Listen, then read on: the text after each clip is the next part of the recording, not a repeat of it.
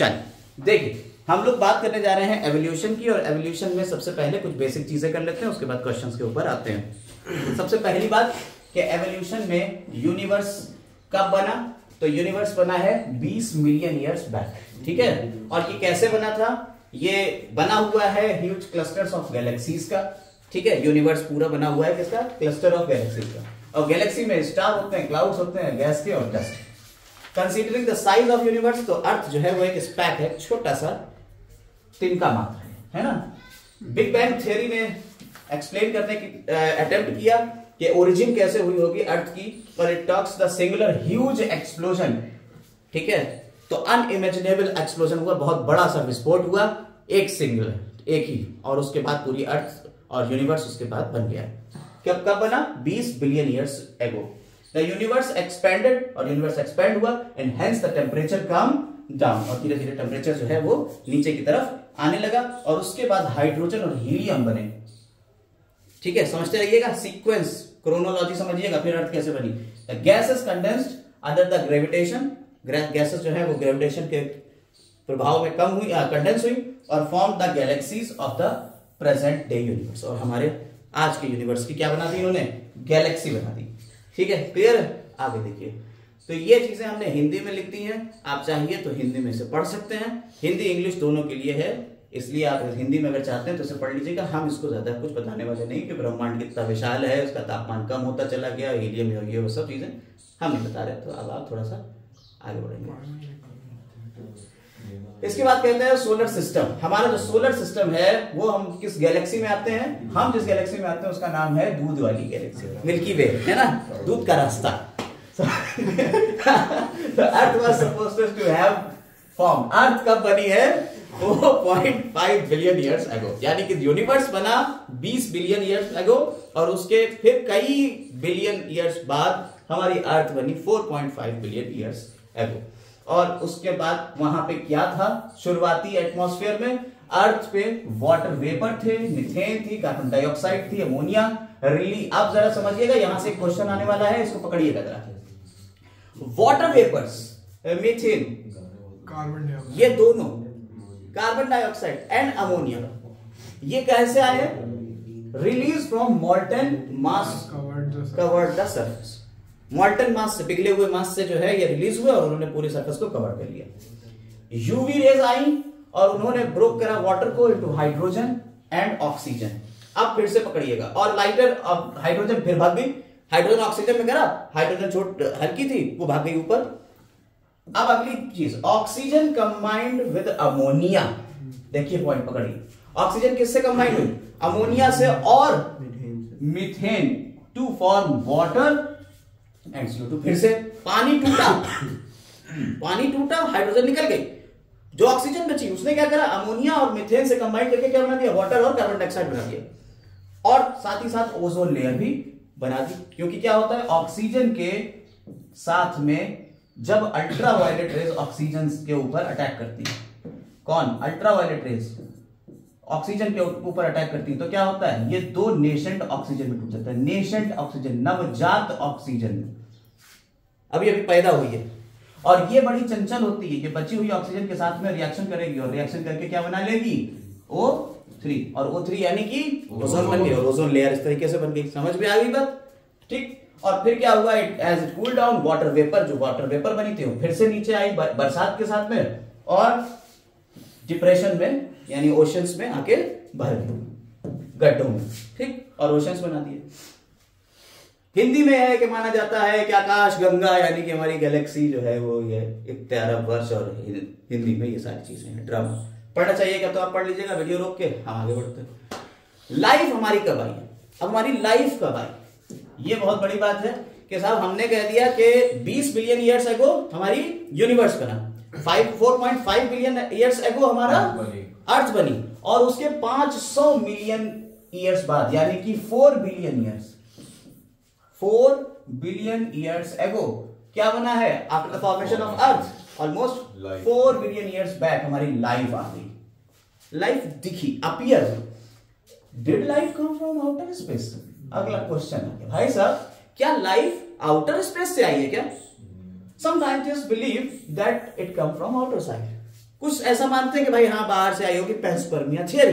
अब देखिए यहां से थियरी शुरू होगी। Early Greek thinkers thought unit of life called spores, जो स्पोर्स हैं वह ट्रांसफर फ्रॉम डिफरेंट प्लैनेट्स, हमारे डिफरेंट प्लैनेट से आए हैं अर्थ के ऊपर, जिन्हें हमने क्या कर दिया है, पेंसपर्मिया कहा है। यानी कि उल्का पिंड जो हमारे अर्थ के ऊपर गिर रहा है, मेटियोराइट्स, उन मेटियोराइट्स में छोटे छोटे स्पोर्स थे और वो स्पोर्स अर्थ के ऊपर आके गिर पड़े और इस तरह से हमारे स्पोर्स अर्थ के ऊपर आ गए। लाइफ कहां से आई, आउटर स्पेस से आ गई। कुछ मानते हैं ग्रीक थिंकर्स इसको। Still favourite idea of astronomers, जो एस्ट्रोनॉमर्स है उनका ये फेवरेट आइडिया है कि हाँ लाइफ ऐसे आई होगी, छोड़ो हमें क्या करना है। For a long time it was also believe that life come from out of decaying, बहुत समय तक ये भी बात समझते रहे कि लाइफ कैसे आई है, decaying and rotting matter like straw mud, इससे आई, सड़ रहा था, गल रहा था स्ट्रॉ और मड, उससे आ गई लाइफ बहुत साल तक। और इसे क्या कह दिए थे हम, spontaneous generation, theory of A biogenesis. Spontaneous generation he theory of A biogenesis है कि अचानक से हो गया लाइफ। ये पूरी एनसीईआरटी वैसे है, सबसे पहला काम आप यही करिए, अपनी एनसीईआरटी खोल के बैठिए और उसमें टिक करते रहिए ये पॉइंट जो मेन है। फिर प्रस्तुत है हिंदी का वर्जन, उसी में आप अपने आप पढ़ सकते हैं कि पसंदीदा विचार है, ये है वो है, जो अभी समझाया वही सारी चीजें हिंदी में लिखी। आगे आते हैं। लुई पास्चर जो थे, इन्होंने थ्योरी ऑफ ए बायोजेनेसिस को नेग्लेक्ट किया। लुई पास्चर, देखिए हम बहुत सारी थ्योरीज को छोड़ते चले आ रहे हैं, लुई पास्चर की थ्योरी पे आ गए सीधे। इससे अलावा हमने और कोई थ्योरी नहीं पढ़ी कि वीजमान ने क्या किया, पूछ काटी, ये करा वो करा, हम कुछ नहीं, हम सीधा इधर आ रहे हैं। लुई पास्चर जो थे उन्होंने केयरफुली एक्सपेरिमेंट किया और ये उनका एक्सपेरिमेंट है बता रहे हैं और डिमॉन्स्ट्रेट किया कि लाइफ जो है ना वो सिर्फ प्री एग्जिस्टिंग लाइफ से ही आई है। जो आज लाइफ आप देख रहे हो ये आज से पहले मौजूदा थे लोग, उनकी ही लाइफ से हम बने, यानी उनसे हम बने, यानी लाइफ बिगेट्स लाइफ, लाइफ से ही लाइफ आती है। आपने भी ये पढ़ा ओमनिस सेलुला ई सेलुला, यानी all cells arises from their pre existing cells. तो क्वेश्चन एक बड़ा आता है कि साहब वो पहली लाइफ कहां से आई होगी। आप ये तो कह रहे हो लुई पास्चर साहब कि लाइफ से लाइफ आ गई, लेकिन जो पहली दुनिया में लाइफ बनी उसको किसने जन्म दिया, ये बड़ा क्वेश्चन था। लेकिन पहले हम लुई पास्चर के एक्सपेरिमेंट पढ़ते हैं। पास्चर ने क्या करा, देखिए स्टरलाइज किया एक फ्लास्क को, इसके अंदर बहुत सारा मटेरियल भरा हुआ है, एरोटीन, प्रोटीन और ये सारी चीजें भरी हुई हैं, और इसको क्या कर लिया, स्टरलाइज, गर्म करते रहे। और एक ये जो फ्लास्क था ये श्वान नेक फ्लास्क है, इसकी गर्दन जो है वो श्वान की, श्वान नेक फ्लास्क।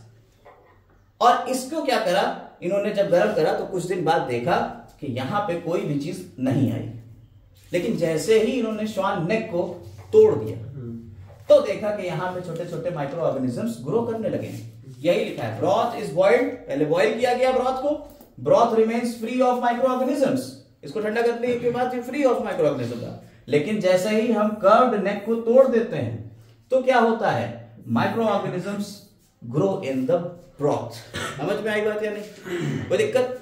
तो लुई पास्चर ने वो थ्योरी ऑफ ए बायोजेनेसिस को फाइनलाइज किया कि भाई साहब ए बायोजेनेसिस नहीं बायोजेनेसिस है। इन्होंने क्या कह दिया, थ्योरी ऑफ बायोजेनेसिस, यानी लाइफ से ही लाइफ आई है। तो he showed that pre sterilised flask life did not come from killed east, while in another flask open to air new living organisms arose from the killed east. Spontaneous generation theory was dismissed once and for all. आज से लेके और हमेशा तक के लिए ये theory खत्म हो गई। However, this did not answer how the first life form come from. इससे ये नहीं पता चला कि पहली लाइफ कैसे आई। आइए उसके ऊपर भी चर्चा, पहले इसका हिंदी वर्जन आपके सामने प्रस्तुत है, पढ़ लीजिएगा। आगे आते हैं। ओपेरिन और हेल्डे रशिया के साइंटिस्ट थे जिनका नाम था ओपेरिन, इंग्लैंड के साइंटिस्ट थे जिनका नाम था हेल्डे। इन्होंने प्रपोज कर दी और अपनी थ्योरी, और उन्होंने कहा that the first form of life could come from pre existing non living organic molecules.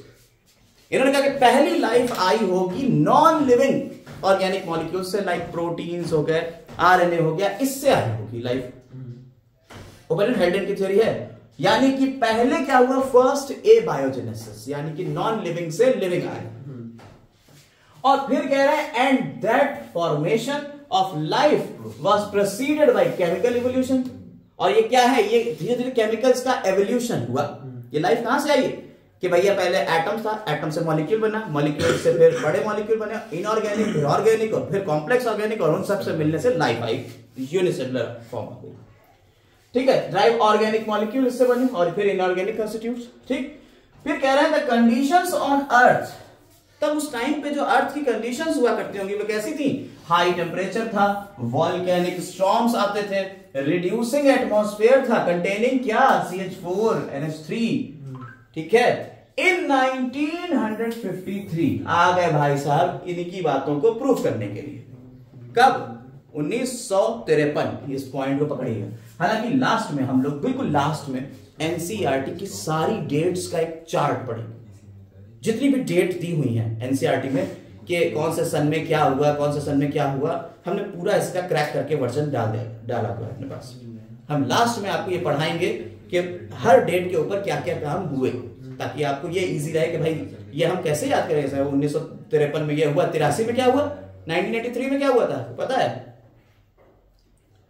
Eli Lilly, yes, उसने अपनी फर्स्ट इंसुलिन बनाई थी, ह्यूमुलिन जिसे कहते हैं, उसने आर्टिफिशियल इंसुलिन बना दी थी 1983 में। ऐसे ही अगर आपसे पूछा जाए एंटीबायोटिक का अवार्ड कब दिया गया, नोबेल प्राइज एंटीबायोटिक जब बनी थी।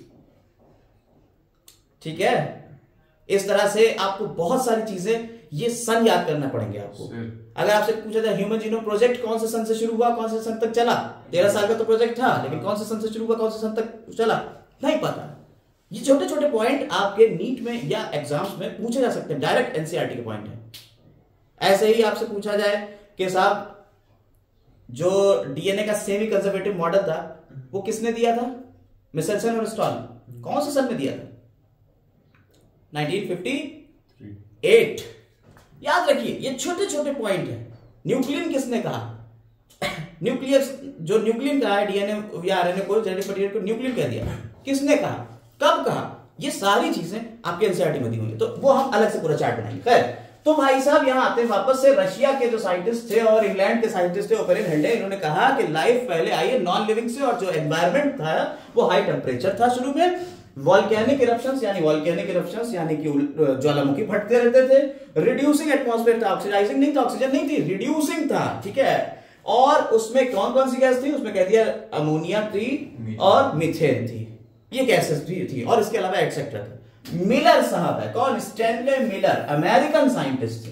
उन्होंने इन्हीं सिमिलर कंडीशंस को एक आर्टिफिशियल एनवायरनमेंट में क्रिएट कर दिया। Created similar conditions in a laboratory scale.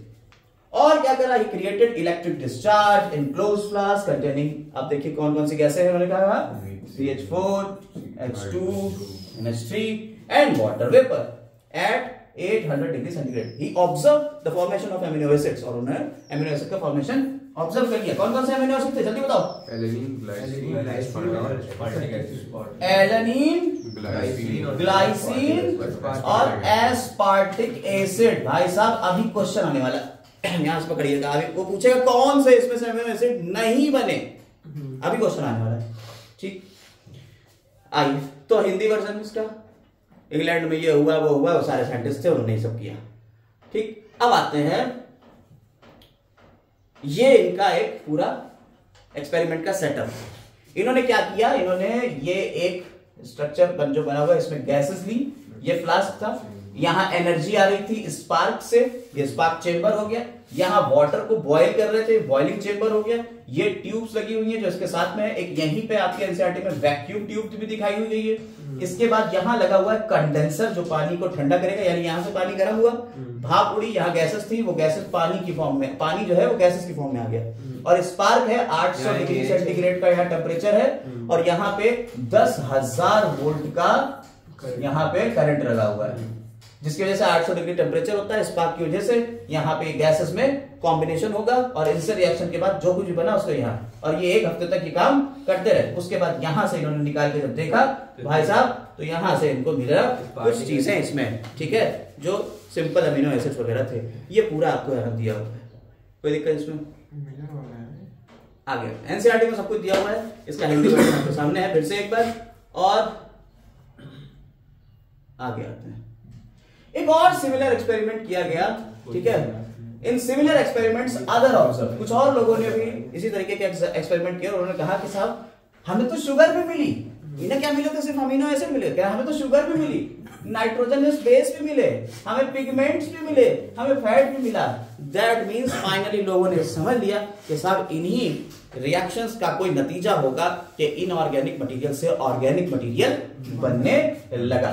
Analysis of मेटियोराइट, और मेटियोराइट के एनालिसिस से ये पता चला, मेटियोराइट जानते हैं, मेटियोराइट वही जो उल्का पिंड है, उनकी एनालिसिस, जब वो नीचे आए तो उनकी हमने एनालिसिस करी, वो तोड़ के निकाला, उनके अंदर हमने जो है वो छोटे छोटे कणों को देखा, जो छोटे छोटे पार्टिकल्स से देखा, अरे ये तो बिल्कुल वही पार्टिकल है जो अर्थ के ऊपर मिल रहे हैं। दैट मींस कि अर्थ के ही जैसी रिएक्शन किसी दूसरे प्लैनेट पे भी हो रही होगी, उन्हीं से तो टूट टूट के वो आए हैं। तो वही चीज कह रहे हैं कि analysis of meteorite content also revealed the similar compounds indicating that similar processes are occurring elsewhere in space. Space में कहीं ऐसे ही और सिमिलर प्रोसेस हो रहे होंगे, उनसे पता चला। With this limited evidence, हमने फर्स्ट पार्ट, हमारी इस कंजक्टर स्टोरी का जो फर्स्ट पार्ट था कि केमिकल एवोल्यूशन कैसे हुआ, वो हमने पता कर लिया इन एविडेंसेस के थ्रू। ठीक, देखिए कहानी है, एवोल्यूशन क्या है, कहानी है। तो एवोल्यूशन की जो कहानी है, उस कहानी में आपको ये पार्ट तो समझ में आ गया एनसीईआरटी बेस्ड। अब आते हैं the first non cellular form of life could have originated 3 billion years back. यहां से फिर पकड़िए पॉइंट, 4 बिलियन पहले आई थी लाइफ, नॉन सेलुलर फॉर्म था। फिर से एक बार आइए, एनसीईआरटी के पॉइंट पकड़िएगा। 20 बिलियन पे अर्थ बनी, यूनिवर्स 4.5 पे अर्थ बनी, फिर उससे 400 यानी 4 बिलियन पे लाइफ के जैसी चीजें आई। लेकिन यहां जो एग्जैक्ट पॉइंट दे दिया इन्होंने, नॉन सेलुलर फॉर्म कब आई है, 3 बिलियन पे, यानी उस 4 को छोड़ के आप 3 पे आ जाइए। 4.5 के बाद 5 के बाद भाई राइट, यही वो तो 500 मिलियन, 4.5 के बाद 5 नहीं आता, 4.5 से कम होते चले आएंगे, हम अपनी तरफ आ रहे हैं, दूर नहीं जा रहे हैं। देखिए जितना बड़ा संख्या उतना दूर जा रहे हैं, जितनी छोटी संख्या उतना हम अपने करीब आ रहे हैं। तो जितना करीब आए तो 3 बिलियन ईयर्स पे नॉन सेलुलर फॉर्म आ रही है, ठीक है। They would have been giant molecules, जैसे कि आरएनए, प्रोटीन, ठीक है, पॉलीसेकेराइड्स एक्सेट्रा, ये सारी चीजें हुई होंगी नॉन सेलुलर फॉर्म से हमें। दीज कैप्सूल्स रिप्रोड्यूस, देखिए इन्हीं कैप्सूल्स को क्या कह दिया था, कोई बताएगा? ये छोटे छोटे से कैप्सूल्स थे। फॉक्स ने कुछ कहा था, मिलर ने कुछ कहा था, नहीं यार, क्वेजरवेट्स याद आया? ये छोटे छोटे कैप्सूल्स थे, इन्हें क्वेजरवेट्स कहा था। इनके अंदर ही तो लाइफ चल रही थी, इसके बाहर तो ही चल रही थी, क्वेजरवेट्स कहा था। तो ये फिर बता दी तरह वाला को समझ नहीं आया। अरे इन्होंने क्या कहा, इन्होंने कहा कि जो ये प्रोटीन और ये सारी चीजें ये एक कैप्सुलेटेड एरिया में होगी, यहाँ प्रोटीन होगा, यहाँ फैट होगा, यहाँ अमीनो एसिड, ये सब एक दूसरे के साथ में होंगे, और ये सब एक नॉन सेलुलर लाइफ की एक स्टार्टिंग होगी, यानी इसके बाद अब लाइफ आने वाली है। इस पूरे स्ट्रक्चर को कह दिया था क्वेजरवेट्स, ठीक है।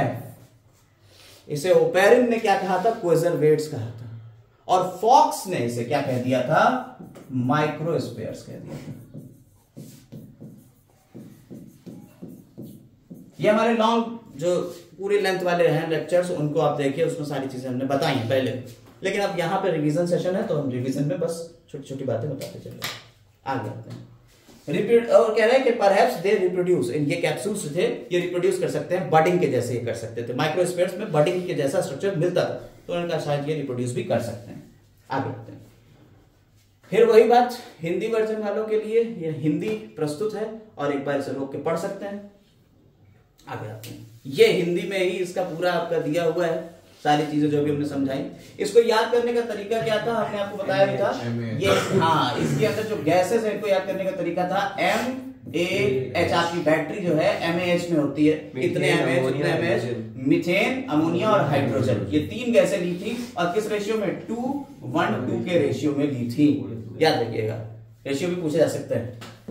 और फिर पानी कैसा, पानी भी तो था, अरे तो पानी तो यहां से आया था। ये गैसें कौन सी थी, ये थी, उसके बाद वाटर भी था, H2O in the form of vapour, ठीक है। चल आगे आते हैं। अब आ जाते हैं यहाँ पे the first cellular form of life did not possibly originate till about, आप कह रहे हैं पहली सेलुलर फॉर्म कब आई होगी? 200 बिलियन। देखिए फिर से क्रोनोलॉजी 20 यूनिवर्स 4.5 अर्थ, फिर 4 पे लाइफ आ रही है लेकिन 3 पे आ रही है नॉन सेलुलर फॉर्म, फिर 3 के बाद आ गए 3, ये सब क्या थे? मिलियन ईयर्स एगो, लेकिन जैसे ही तब वो बिलियन बिलियन ईयर्स बैक थे, ठीक है। और यहां आ गए 200 मिलियन 2000 मिलियन ईयर्स एगो, यानी कि अगर हम 2000 है तो उसको बिलियन में बदल सकते हैं, 2 बिलियन। तो 3 से आ गए हम 2 के ऊपर, अगर इसी को कहें तो 2 बिलियन ईयर्स एगो। समझ में आ गई बात या नहीं? कोई दिक्कत नहीं? यहां क्यों ना गई हमारी सेल्यूलर फॉर्म, सेल बन गई भाई साहब यहां तक आते हैं। These were probably single cell, ये कौन सी थी? ये सिंगल सेल थी। और जरा हमें ये बताइए वहां एटमॉस्फेयर कैसा था? रिड्यूसिंग एटमॉस्फेयर था। और ये ऑटोट्रॉप थे हेटेरोट्रॉप? तो ये हेटेरोट्रॉप थी, ऑटोट्रॉप नहीं थी, ठीक है। ये याद रखिएगा, पहली सेल्स हेटेरोट्रॉप थी। All the life from water में आई है, ठीक है। लाइफ जो है कहां आई है? पानी के अंदर आई। दिस वर्जन ऑफ बायोजेनेसिस, इसी को क्या कहती है? बायोजेनेसिस। अब बायोजेनेसिस आएगी, यानी first form of life arose slowly through evolutionary forces, धीरे धीरे धीरे धीरे धीरे धीरे क्या है? From non living molecules, non living molecules से बायोजेनेसिस हो गई। सर वहां पे डिड नॉट लिखा हुआ है, first cellular form of life did not possibly originate till about, यानी यहां तक नहीं ओरिजिनेट हो पाई होगी पहली लाइफ फॉर्म, अब इसके बाद आ गई। यानी हम 2 बिलियन मान सकते हैं, और दोस्त लगभग 2 billion years back life I होगी। क्लियर हो गई मेरी बात? However, once formed, आप कह रहे हैं भाई बायोजेनेसिस यहां लाइफ आ चुकी है नॉन लिविंग सेल्स से, अब कह रहे हैं वंस फॉर्म, एक बार बन गई तब फिर सेलुलर फॉर्म्स आती रही अपनी लाइफ से लाइफ, लाइफ से लाइफ, लाइफ से लाइफ। तो कह रहे हैं ओपेरिन हेल्डेन की थ्योरी ये चल रही थी, और ओपेरिन हेल्डेन की थ्योरी को एक्सपेरिमेंटली प्रूव किया मिलर ने। मिलर का एक्सपेरिमेंट भी आता है, क्वेश्चन पूछा जाता है। अब भाई साहब ने क्या कह दिया? फाइनलाइज क्या करा ओपेरिन हेल्डेन ने? फर्स्ट ए बायोजेनेसिस, यानी नॉन लिविंग से लिविंग आ गया, देन बायोजेनेसिस सिंस एवर, ठीक है। पहले ए बायोजेनेसिस हुई, फिर बायोजेनेसिस हो गई, अब तक चल रही है और हमेशा चलती रहेगी बायोजेनेसिस। क्लियर हो गई बात? आगे आते हैं। तो जीवन का पहला कोशिका इतने वर्ष से पहले तक उत्पन्न नहीं हुआ था। देखिए यही लिखा हुआ है ना कि इससे पहले तक नहीं उत्पन्न हुआ था। तो जिन्हें इंग्लिश में परेशानी हो रही है वो हिंदी को भी समझ सकते हो, के लिए हिंदी विधि हुई है भाई साहब। आगे आते हैं, अब आते हैं यहाँ पे क्वेश्चंस के ऊपर। और क्वेश्चंस, पहला question, chemical theory of origin of life was given by, chemical theory किसने दी? हाँ, स्टैनले मिलर, ठीक है। केमिकल थ्योरी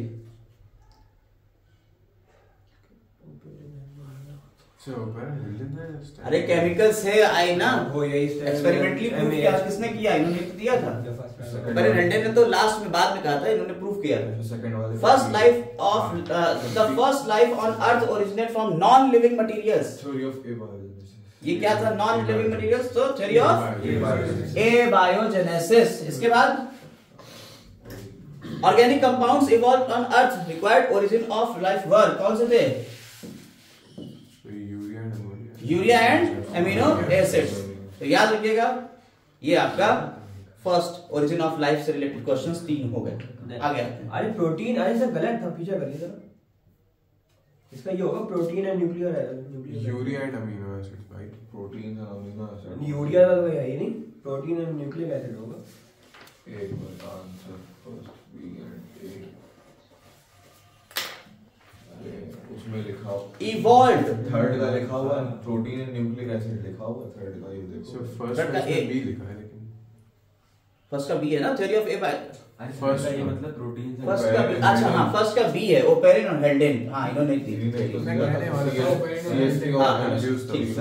कहने वाला था, इन्होंने एक्सपेरिमेंटली प्रूव किया था। ये बात तो थ्योरी तो ही नहीं थी। अभी तो पढ़ाया जो थर्ड वाला है उसमें भी देखिए ए ऑप्शन इधर है, proteins and nucleic acids. Okay, A option ये, ठीक है। चलिए एनसीईआरटी में दिया ना प्रोटीन और न्यूक्लिक एसिड, ठीक। एनसीईआरटी के ही पॉइंट पकड़िएगा, आगे आते हैं, चलिए इस क्वेश्चन को लगाते हैं।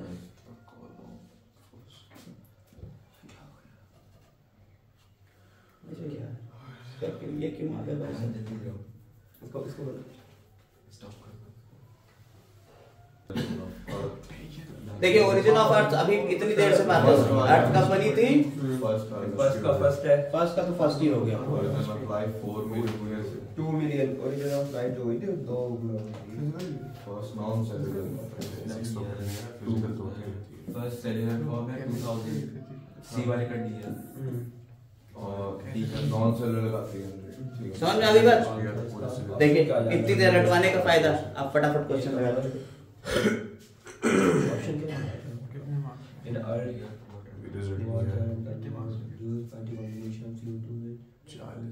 आंसर्स नहीं है यहाँ, देख लीजिए भाई, आपको ही सब आपके ऊपर छोड़ा है हमने। Early earth water and carbon dioxide were produced combination of, अभी बता दिया। Which of the following amino acid was not found by synthesis of Miller's experiment? देखिए अभी glutanic acid glutamic acid. Extraterrestrial origin of life proposed by the extraterrestrial, extraterrestrial यानी कि जमीन के बाहर से, अर्थ के बाहर से आ रही है। पेंसपर्मिया थ्योरी थी भाई। Experiment to prove that synthesis of organic compound formed the basis of origin of life. किसने कहा था भाई? एक्सपेरिमेंटली किसी ने प्रूव किया? मिलर ने अभी एक्सपेरिमेंट किया था कि organic compound form the basis of origin of life. इन्हीं से तो लाइफ की ओरिजिन हुई थी। किसने बताया था? फिर इसके बाद आ जाइए एबायोजेनेसिस, थ्योरी ऑफ एबायोजेनेसिस और spontaneous generation was finally disapproved by Louis Pasteur ने डिसअप्रूव की थी। लुई पास्चर ने तो बताया था भैया अभी बीकर वाला फ्लास्क, जॉन निक वाला। आ गया था। इसके भी आंसर्स नहीं है मेरे पास, देख लीजिए भाई, आप भी लोग सोच सकते हैं। अप्रॉक्सीमेट कितनी एज है अर्थ की? 4.5 बिलियन ईयर्स या इतने million years. Most advance theory of origin of life Oparin और हेल्डेन की। स्पॉन्टेनियस क्रिएशन किसने बताया भाई?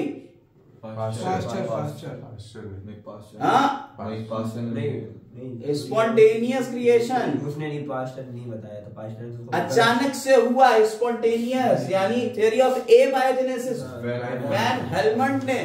पसीने वाला यही था, अपनी शर्ट को रखा था इन्होंने, पसीने से भीगी हुई शर्ट को। हाँ, उन्होंने मदद स्पेल्सियानी और रेड्डी ने क्या एक्सपेरिमेंट किया था? रेड्डी का एक्सपेरिमेंट था, उन्होंने जार लिए थे 3 और उनमें जो है वो अलग अलग करा था। स्पेल्सियानी ने इन्हीं जारों में कुछ और वेजिटेबल्स भी डाल दिए थे, अलग अलग किया था। और जो पास्चर थे इन्होंने अभी जॉन निक वाला कर दिया। और हेलमंट ने क्या करा था? पसीने से भीगी हुई अपनी शर्ट को उठाया और डाल दिया एक कमरे में जिसमें गेहूं भी थे, और वहां चूहे जब पैदा हुए कहने लगे साहब ये पसीने की जो वेपर थी और इसका गेहूं के साथ में रिएक्शन हुआ, चूहे आ गए। कहे साहब स्पॉन्टेनियसली होता है, ये स्पॉन्टेनियस क्रिएशन हो रहा है। तो इसको इन्होंने बताया था, ये चीज जो थी ये इन्होंने ही सपोर्ट करी। आगे देखिए अगला, one of the greatest advocate of the theory of special creation. भाई साहब थ्योरी ऑफ स्पेशल क्रिएशन, ये बात याद कर लीजिए मेरे बच्चों, स्पेशल क्रिएशन का मतलब भगवान ने दुनिया बनाई है, और जहां भगवान की बात आएगी वहां फादर ही आएंगे। समझ में आ या नहीं? वो आगे कहेंगे तो बच्चा तुम ही समझो इस बात को। चले आगे आते हैं। Which was absent in the atmosphere of the at the time of origin? क्या चीज नहीं थी उस टाइम पे? रिड्यूसिंग एटमॉस्फेयर था, कह रहे हैं ऑक्सीजन थी। कैसे भाई कैसे? आगे आते हैं अगला, life can not originate from inorganic materials now because of इन आज नहीं हो सकती, क्योंकि आज हमारे पास क्या नहीं है? लोअर एटमॉस्फेरिक टेम्परेचर है यार, रिएक्शन क्या हो सकती है? उसने देखी वहां पे, आप देखिए हाई टेम्परेचर था, हमारी आपको बताई गई थी ना, ये रिड्यूसिंग एटमॉस्फेयर था, हाई टेम्परेचर था। कह रहे साहब टेम्परेचर लो हो गया तो क्या अब होगा? नहीं हो सकता। First photosynthetic organism appear on earth was, सबसे पहले जो अर्थ पे फोटोसिंथेटिक यानी जो फोटोसिंथेसिस कर सकते थे वो भैया साइनोबैक्टीरिया, बैक्टीरिया से भी छोटे थे ये साइनोबैक्टीरिया। रशियन साइंटिस्ट कौन थे? ओपेरिन थे। रशियन और इंग्लैंड का आ गया, रशियन समझ रहे हो? Which one of the following considered the first biological catalyst? पहला बायोलॉजिकल कैटलिस्ट था, याद रखिए आरएनए बायोलॉजिकल कैटलिस्ट था पहला। आगे आते हैं, अगला आरएनए और प्रोटीन था। One of the possible early source of energy was UV rays. भाई साहब आपको पता है अल्ट्रावायलेट रेज ही वहां आता है और लाइटनिंग से ही टेम्परेचर आता है। अगला abiogenesis theory origin of life supports. Abiogenesis D वाला डी वाला ए है evolution due to organic evolution भाई साहब केमिकल्स की वजह से नहीं हुआ था ऑर्गेनिक एवोल्यूशन। याद रखिए जो एवोल्यूशन आपका आज चल रहा है ऑर्गेनिक एवोल्यूशन, जो हमारा एवोल्यूशन है जो हम लोग उसे कहते हैं ऑर्गेनिक एवोल्यूशन, और ये केमिकल्स की वजह से थोड़ी हो रहा है। तो हम लोगों के अंदर मॉडिफिकेशन हो रहा है, इसे कहते हैं ए बायोजेनेसिस अभी हमने बताया स्पॉन्टेनियस जनरेशन हो रहा है। थ्योरी ऑफ ए बायोजेनेसिस अभी वॉन हेल्महोल्ट्ज का एक्सपेरिमेंट था। ठीक है अगला according to Oparin which one of the following was not present in primitive atmosphere. कौन सी चीज नहीं थी? वही चीज क्वेश्चन फिर से घुमा के दे दिया, ऑक्सीजन नहीं थी। ठीक है आगे आते हैं। Read the following statement and find out the incorrect statement। कह रहे हैं कि साहब यूनिवर्स को इतने साल हो गए। हाँ बिल्कुल सही बात, इतने मिलियन के बिलियन है ना, वो तो कह रहा है इनकरेक्ट ढूंढना, तो यही इनकरेक्ट है। Huge clusters of galaxies comprises the universe. हाँ बिल्कुल सही है। Galaxies contain stars and clouds of gases and dust. बिल्कुल सही है। Considering the size of earth universe is indeed a SPAC. अरे भाई साहब कह रहे हैं ये उल्टी बात कह दे रहे हैं कि अर्थ के साइज को देखते हुए यूनिवर्स एक चींटी के बराबर है। क्या ऐसा है? नहीं भाई, यूनिवर्स को देखते हुए अर्थ चींटी के बराबर है। हाँ उल्टा कर दिया। Big bang theory attempts to explain the origin of universe. हाँ बिल्कुल सही। बिग बैंग थ्योरी ने ही तो अटेम्प्ट किया था कि भाई किस तरीके से यूनिवर्स बनेगा, एक ब्लास्ट होगा उसी से यूनिवर्स बना है। तो भाई साहब दो गलत आपने मिला दिए, एक और डी। 1 एंड डी है ना? गलत है। 1 एंड सी वाला ऑप्शन है। वन एंड डी गलत है। डी तो गलत ए एंड डी, तो सी ऑप्शन जो है वो हो गया। यही तो हमें गलत ही ढूंढना था, इनकरेक्ट। ये याद रखिएगा, कभी कभी करेक्ट पूछ ले कभी इनकरेक्ट, तो इसको सही से पढ़िएगा। 20 बिलियन ईयर्स था और ये आगे आइए चल। मैच द कॉलम फर्स्ट से क्वेश्चन सेकंड। मिलर ने क्या बताया भैया? लुई पास्चर क्या बताते थे? थ्योरी ऑफ मिलर ने ये फॉर्मेशन ऑफ इनऑर्गेनिक वो वाला दिया था, गलत है। Formation of simple organic compound गलत। लुई पास्चर का। हाँ लुई पास्चर ने क्या करा था? इनऑर्गेनिक क्लास दिया था। हेडलैंड ने क्या करा था? मिलर का बी वाला है, formation of organic compounds. Miller का बी वाला है सो मिलर का बी है और हेडलैंड का थर्ड। ठीक है चलो देख लेते हैं आंसर क्या है। आंसर है बी। हाँ सही है। ए का सेकंड है, ए का सेकंड हो गया, बी का सेकंड हो गया और सी का फर्स्ट हो गया हैं? बी का थर्ड हो गया। बी का थर्ड होगा, गलत हो गया टाइपिंग। बी का थर्ड है। ठीक है चल वो थोड़ा सा मिस प्रिंट हो गया। आ गया बताइए। The incorrect sequence for the manufacture of compound. क्या हो? The incorrect sequence for the manufacture of compounds. Correct sequence. The correct sequence। हाँ बताइए क्या होगा करेक्ट सीक्वेंस? पहले क्या बना फिर क्या बना फिर क्या बना? अरे सिंपल से कॉम्प्लेक्स की तरफ चले जाओ। पहले छोटी चीज बनेगी फिर बड़ी चीज बनेगी और बड़ी चीज बन जाएगी यार। CH4। पहले शायद ने रस कहा फिर गुल कहा फिर ले कहा रसगुल्ला, तो ये फिर ये फिर ये और फिर ये। सबसे पहले मीथेन बनेगी। कार्बोहाइड्रेट्स और सिंपल होते हैं, प्रोटीन उससे थोड़े ज्यादा टफ हो जाते हैं, न्यूक्लिक एसिड और ज्यादा कॉम्प्लेक्स हो जाएंगे। तो सिंपल से कॉम्प्लेक्स की तरफ चल दिया। The first non cellular fund अभी तो होता है यार, कितनी बार ये पूछेंगे क्वेश्चन को घुमा घुमा कर ऐसे। आइए अगला। Read the given statement. Earth was formed around 4.5 billion years ago. क्या अर्थ सही है? सर पहला सही है, दूसरा Life appeared 500 million years दोनों सही है। after the formation. अरे यार ये तो सही बात है। तो ए वाला ऑप्शन ऑप्शन सही हो गया, दोनों सही। ठीक है आइए आगे। आगे आते हैं, पढ़ते हैं, ठीक है, क्वेश्चंस लेकर आगे। Evolution of life forms a theory, ये हमारी टॉपिक है। अब अगली हेडिंग कह रहे हैं conventional religious literature tells about theory of special creation. अभी बात आ गई, रिलीजियस लिटरेचर ने हमें ये बताया कि भगवान ने 7 दिन में बना दी, भगवान ने 1 दिन में बना दी, श्रद्धा मनु आ गए और ये आ गए और वो आ गए, सारी चीजें हमारे रिलीजियस में। This theory was 3 कैनोनेशंस। देखिए इस थ्योरी के 3 मेन पार्ट आप जरा देखिए। इस special theory, special creation 3 part है। Special creation. One, that all living organisms that we see today were created as such. इस थ्योरी के अकॉर्डिंग क्या कह रहा है कि जितने भी ऑर्गेनिज्म आज हम दिख रहे हैं, चाहे वो स्पीशीज हो, चाहे वो किसी टाइप के हो, वो सब एज सच जैसे आपको दिख रहा है ना, बिल्कुल ऐसे ही भगवान ने उतारे थे। कौन कह रहे हैं स्पेशल क्रिएशन? हाँ, फादर लोग यही कह रहे हैं। दूसरा कह रहे हैं that the diversity was always the same since creation and will be the same in future also.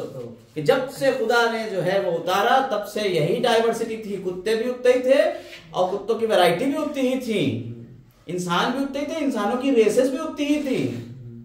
तो खुदा ने सबको डिफरेंट क्यों उतारा, पता नहीं, इसका कोई आंसर नहीं। ठीक है, कह रहे साहब, और हमेशा से डाइवर्सिटी रहेगी थी और रहेगी ता उम्र, जब तक आप जिंदा हैं, अर्थ जिंदा।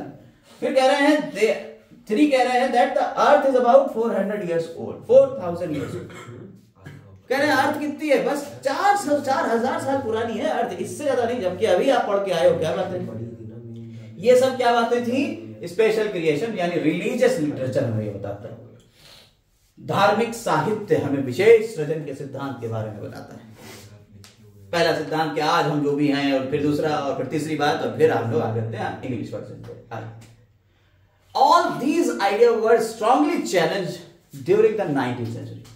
19वीं शताब्दी तक आते आते सब लोग जो है वो साइंटिस्ट की तरह सोचने लगे और स्ट्रांगली उन्हें चैलेंज करने लगे। पोप के सामने खड़े होने लगे, गैलीलियो खड़े हो गए, कहने लगे नहीं साहब, अर्थ जो है वो घूमती है सूरज के चारों ओर, सूरज अर्थ के चारों ओर नहीं घूमता, कहने पकड़ो इसे डालो जेल में। ठीक है, ये चीजें शुरू हो चुकी थी 19वीं शताब्दी में। Based on the observation named during the sea voyage। अब आ जाते हैं भाई साहब यहां से इस कहानी के हीरो। इस कहानी का हमारा हीरो है डार्विन, इसको याद रखेंगे और हम लोग इसी तरह से इसको आगे बढ़ेंगे। Based on the observation made during the voyage in sail trip called HMS Beagle। एक voyage, एक समुद्री यात्रा पे गए, कौन? हमारे HMS Beagle जहाज के ऊपर बैठ के कौन गए थे? Charles Darwin.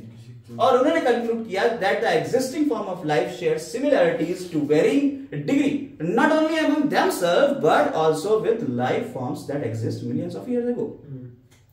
इन्होंने देखा कि जो आज की एग्जिस्टिंग फॉर्म्स हैं ये शेयर करते हैं सिमिलैरिटीज किससे? इन वेरिंग डिग्री, अलग अलग तरीके से। नॉट ओनली अमंग देमसेल्व्स, अपने आप से ही नहीं, मतलब कि हम लोग आपस में ही नहीं, लेकिन but also with the life forms जो हमसे पहले आ चुकी हैं मिलियंस ईयर्स अगो, उनसे भी हमारी कुछ ना कुछ समानताएं रही। अब वो समानताएं क्या थी, कैसे थी, हम लोग आगे पढ़ेंगे अभी इसी में। Many such life forms do not exist anymore. और उनमें से बहुत सारी लाइफ फॉर्म्स आज एग्जिस्ट ही नहीं कर रही। हम आपको वीडियो जो दिखाई थी उसमें हमने आपको बताया भी था कि एक्सटिंक्शन हो गए, बहुत सारी चीजें खत्म हो चुकी है। उसके बाद कह रहे हैं there had been extinctions of different life forms in the years gone by, just as the new form of life arose at different periods of history of earth। और हमने कहा कि जैसे जैसे हमारी लाइफ की हिस्ट्री बढ़ती गई, लाइफ अपने आप को आगे बढ़ाती गई, वैसे वैसे पुरानी चीजें जो हैं वो एक्सटिंक्ट होती गई, खत्म होती चली गई और हम लोग आगे इवॉल्व होते चले गए। इसका हम जियोलॉजिकल टाइम स्केल भी बताएंगे, जो टाइम पीरियड की बात करी है इन्होंने, उसका भी बारे में बात होगी कि कितना बड़ा था, क्या क्या चीजें।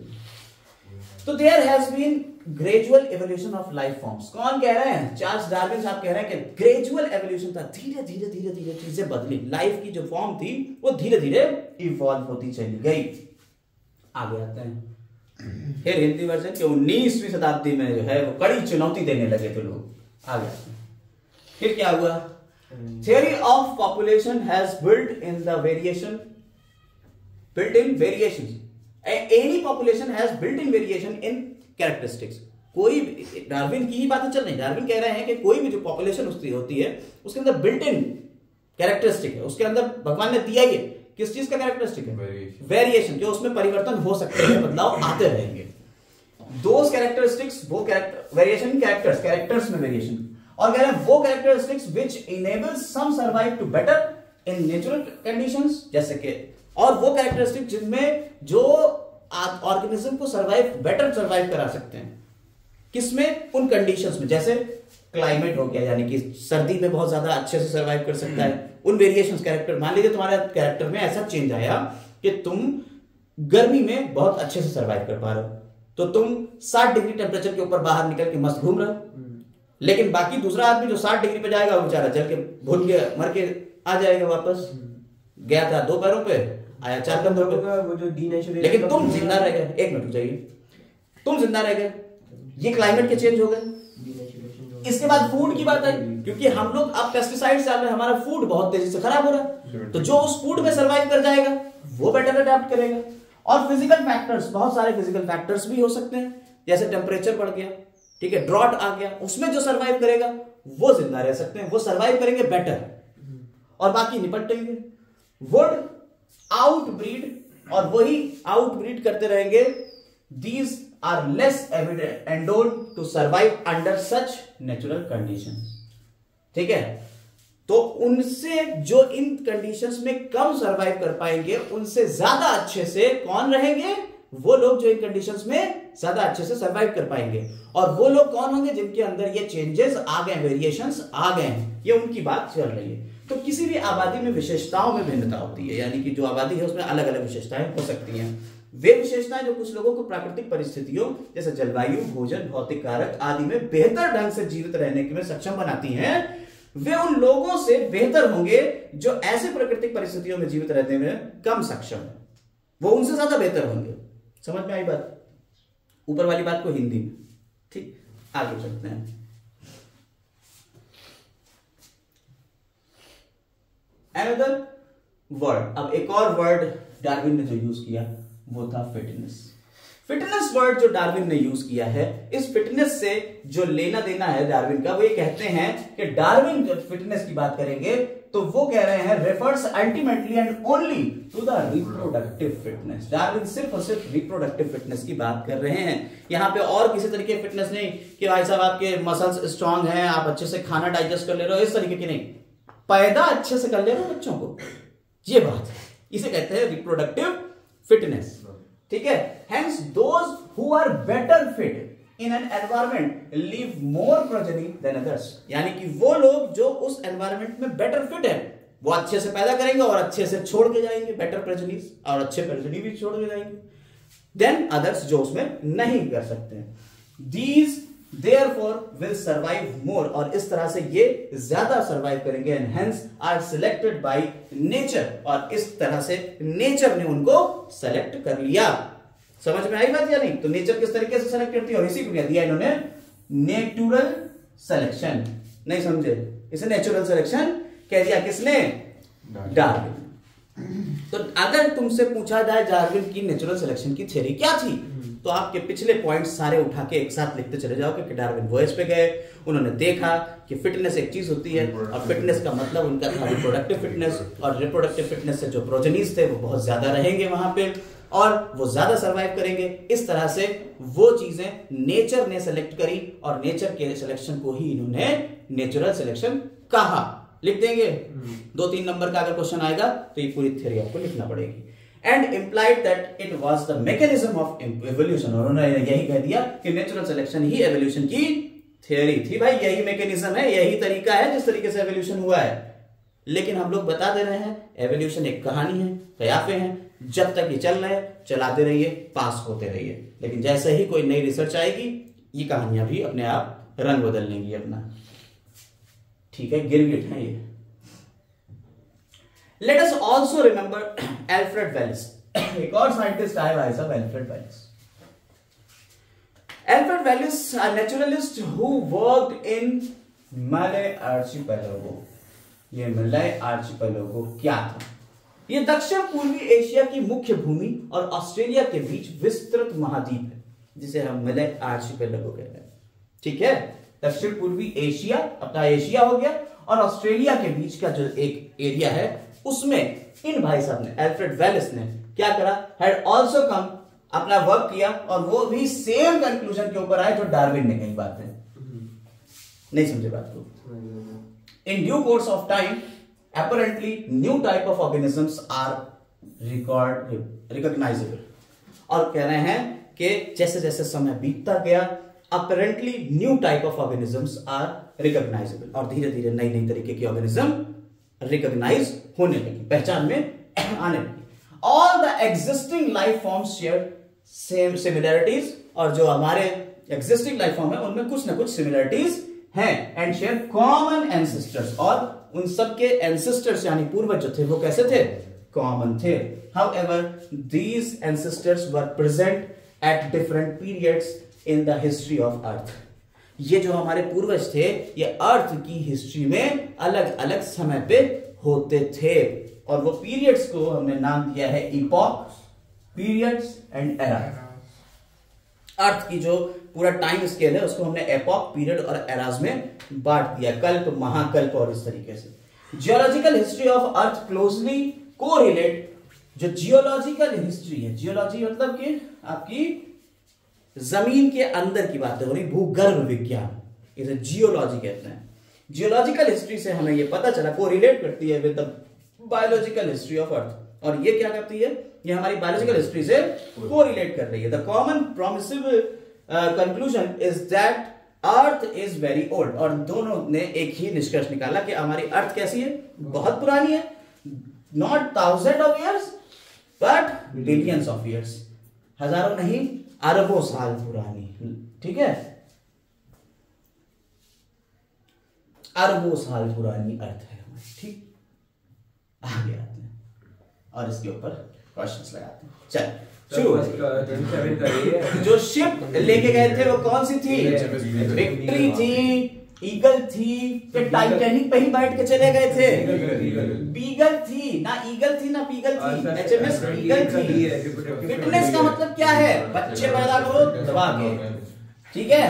अल्फ्रेड वेलिस किस बात में है, कहां वर्क कर रहे थे, मलय आर्चिपेलागो में अल्फ्रेड वेलिस काम कर रहे थे। समझ में आ गई बात? Yes sir.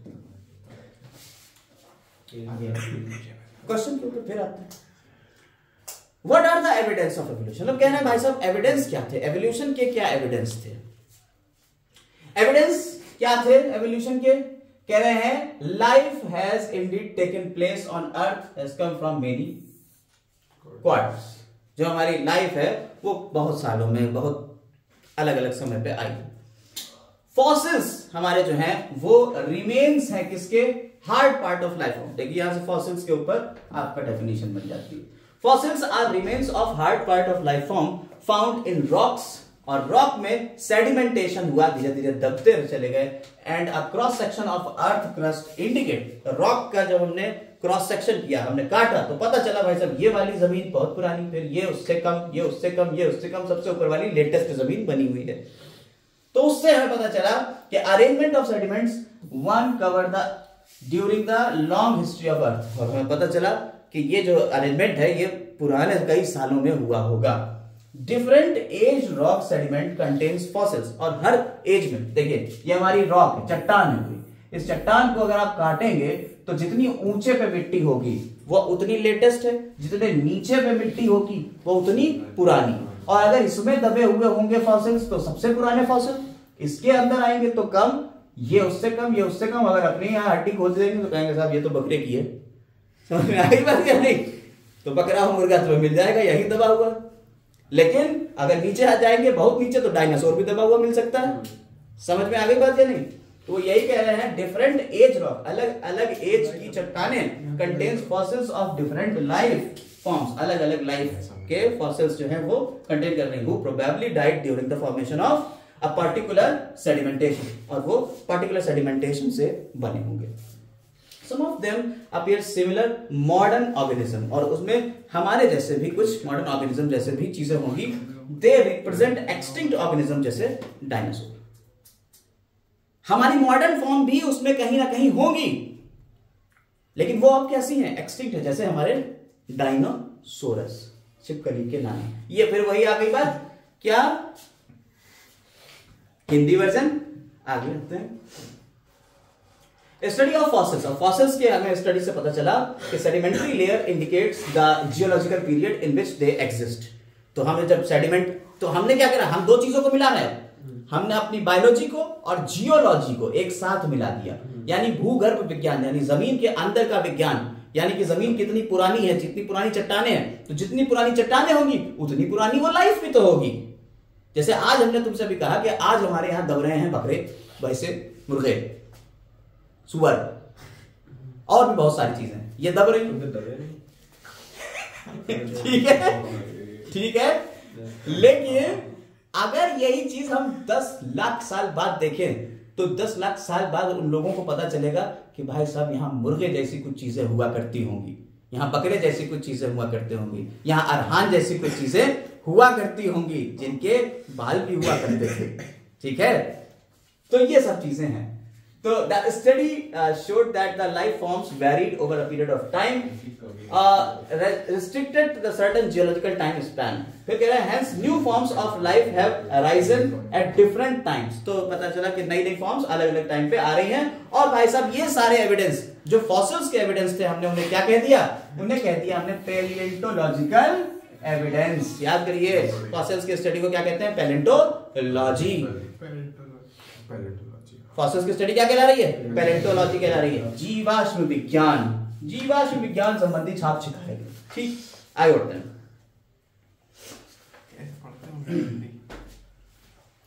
एक क्वेश्चन आपके एनसीईआरटी का, do you remember how the age of the fossils are calculated?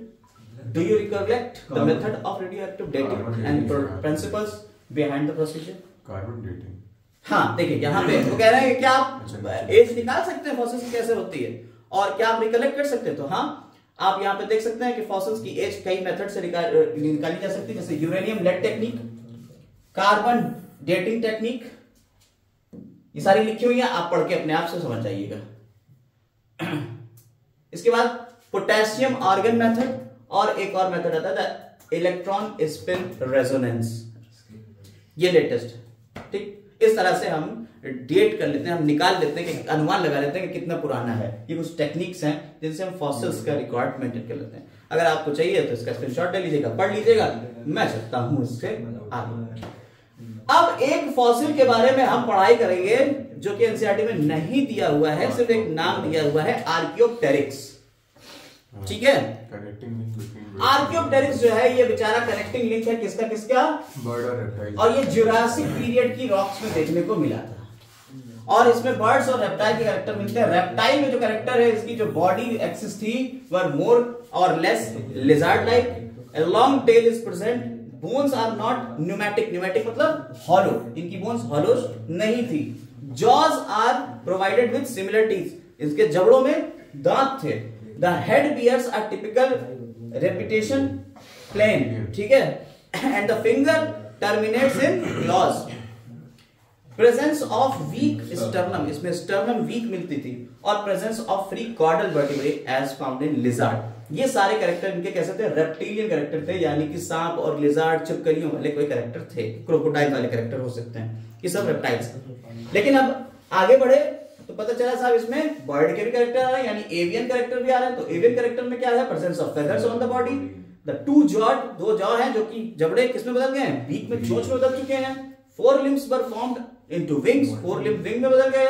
Hind limbs built on the typical avian plane, और the intimate fusion of the skull bone as seen in the birds. तो इन सब चीजों से पता चला, Huxley भाई साहब ने कह दिया फाइनली, कह रहे साहब ऐसा है, birds are the glorified reptile. Bird क्या है, ग्लोरीफाइड रेप्टाइल, यानी रेप्टाइल्स ही ग्लोरीफाई हुए तो किस में बदल गए, बर्ड में बदल गए। आगे बढ़े,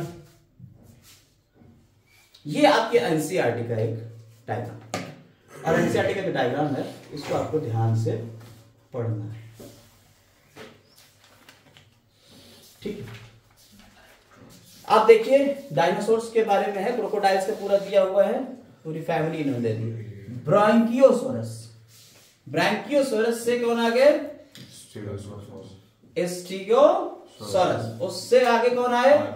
आर्कियोप्टेरिक्स। उसके बाद कौन आए? क्रोकोडिलियन। उसके बाद पैरानोडॉन। उसके बाद टायरानोसोरस। टायरानोसोरस। और उसके बाद ट्राइसेरेप्टोस। ठीक है, आगे जो भी थे, अब अपना इनको पढ़ लीजिएगा क्योंकि इनके ऊपर अभी आने वाले हैं क्वेश्चन। आगे आते हैं। एक ये जियोलॉजिकल टाइम स्केल है जिसे हम लोगों को पढ़ना है, और इस जियोलॉजिकल टाइम स्केल को अगर आप देख पा रहे हो, दिख रहा है जियोलॉजिकल टाइम स्केल? जूम कर दीजिए, थोड़ा जूम कर देते हैं। चलिए देखिए, ये आपका जियोलॉजिकल टाइम स्केल हमने दिया हुआ है। इससे ज्यादा हो गई नहीं रहा है, जूम नहीं हो रहा है इससे ज्यादा। ठीक है, इधर से ही जूम कर देते हैं थोड़ा सा।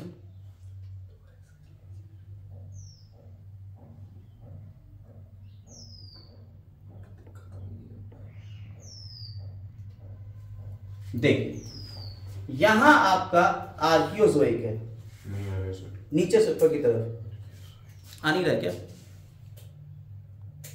चलिए हम बोल ही देते हैं। वर्टिकल में रख दीजिए।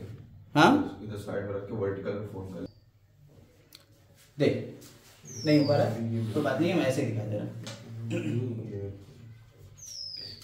सबसे पहले यहाँ आर्कियोज, देखिए आपके जो पूरा जियोलॉजिकल टाइम था उसको 3 पार्ट में बांट दिया। एरा, पीरियड, इपॉक, और यहाँ 3 पीरियड, 3 चीजें में बांटा है। यानी टाइम को 3 पार्ट में बांट दिया। किसमें किसमें? एरा, पीरियड और इपॉक में। आप अगर ध्यान से देखिए तो एरा में कौन से नीचे से ऊपर की तरफ चलेंगे? आर्कियोजोइक, प्रोटीरोजोइक, पेलियोजोइक, मीजोजोइक और सीनोजोइक। याद रखिएगा, एनसीईआरटी में दिए हुए, लेकिन इस सीक्वेंस में नहीं दिए हुए, तो इसलिए हमने आपको पूरा सीक्वेंस दे दिया है।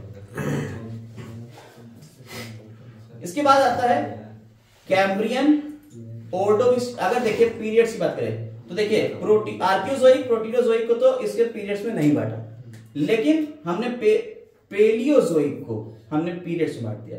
Cambrian, Ordovician, Silurian, Devonian, Carboniferous, Permian, try. अब देखिए यहां तक। अब इसके बाद मीसोजोइक को बांट दिया ट्राइएसिक, जुरासिक, क्रिटेशियस, और सीनोजोइक को बांट दिया टर्सरी और क्वाटरनरी। ये पीरियड्स थे।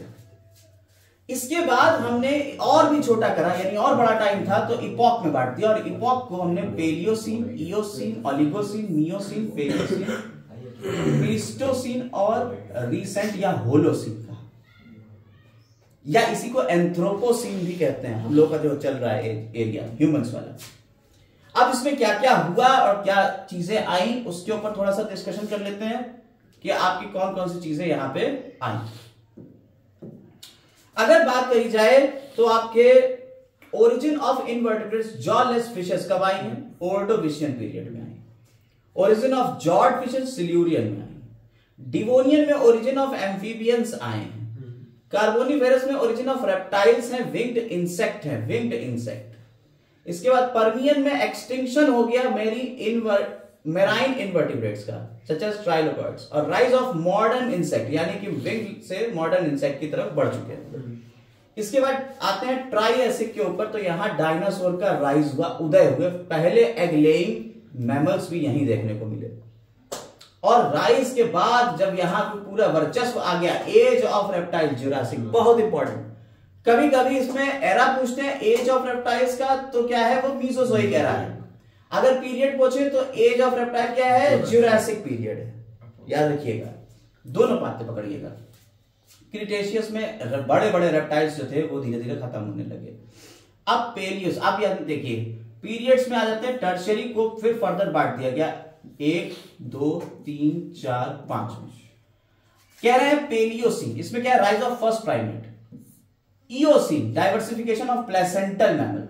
ओलिगोसीन, इसमें क्या हुआ? Extinction of archaic mammals. Miocene, first man like apes आ गए। अभी हम लोग एवोल्यूशन मैन का भी पढ़ेंगे, तब देखेंगे वहां पे। Pliocene, emergence of man, formation of adaptive radiation यहां हुआ, मॉडर्न मैमल्स का adaptive radiation. Pleistocene, extinction of giant mammals, primitive man. और रीसेंट यानी होलोसीन, इसमें हमारे बर्ड्स, रेप्टाइल्स और ये सारी चीजें हम लोग देख रहे हैं, डोमिनेट कर रही हैं।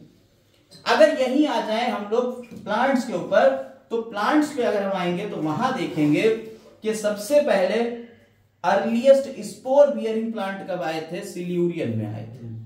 अर्लीस्ट मॉसेस और फर्न्स कब आए थे? डिवोनियन में आए थे। एबंडेंस ऑफ ट्री फर्न कब हुआ था? कार्बोनिफेरस में हुआ था। पर्मियन में ओरिजिन ऑफ कोनिफर्स हुए थे। कोनिफर्स में आपके आ गए कौन से? पाइनस, कोन बियरिंग कोनिफर्स, साइकस। ट्राइएसिक में abundance of cycads and conifers. देखिए एबंडेंस होने लगा, यहां ओरिजिन हुई, ओरिजिन के बाद ही तो भाई फैलेंगे, तो एबंडेंस में आएंगे।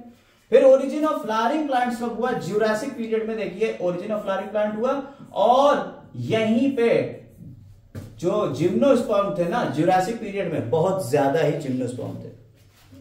डोमिनेंस ऑफ फ्लावरिंग प्लांट्स की बात करी जाए तो वो कौन सा था? क्रिटेशियस। और इसके बाद फ्लावरिंग प्लांट्स आते गए, और यहां क्या हुआ? प्लियोसिन में एडेप्टिव रेडिएशन हो गया फ्लावरिंग प्लांट्स का, यानी फ्लावरिंग प्लांट्स में भी एडेप्टिव रेडिएशन देखने को मिलेगा।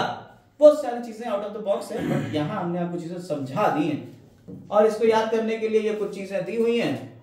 अगर आपका दिल करे तो इस तरीके से याद करिएगा, ना दिल करे तो आगे बढ़ जाइएगा, जैसे कि हम बढ़ रहे हैं। हम लोग चल रहे थे एविडेंसेस के ऊपर, फॉसिल्स का एविडेंस हो गया, पैलेंटोलॉजी। अगला आता है कंपैरेटिव एनाटॉमी और मॉर्फोलॉजी। एविडेंस है हमारा ये कंपैरेटिव एनाटॉमी और मॉर्फोलॉजी। इसमें सिमिलैरिटीज और डिसिमिलैरिटीज की बात करेंगे ऑर्गेनिजम्स के अंदर। तो कह रहे हैं बहुत सारी सिमिलैरिटीज और डिसिमिलैरिटीज हैं, और उसमें भी हम बता सकते हैं कि ये कॉमन एंसेस्टर से आई है या उससे नहीं है, शेयर करना है। फॉर एग्जाम्पल व्हेल्स, बैट्स, चीता एंड ह्यूमन। ठीक है, यानी कि सारे के सारे मैमल्स शेयर करते हैं एक similar bones of four limb. जो फोर लिम्ब है, आगे वाले जो पैर हैं, उनकी बोन्स एक सी मिलती हैं। किसमें? व्हेल, बैट, चीता और ह्यूमन। दो these four limbs perform different functions, उनके फंक्शन अलग अलग हैं, लेकिन उनकी बोन्स सारी एक सी हैं। वो हमारी कौन कौन सी होती है? Humerus, radius ulna, carpal, metacarpal और फेलिंजेस, ये बोन्स हैं।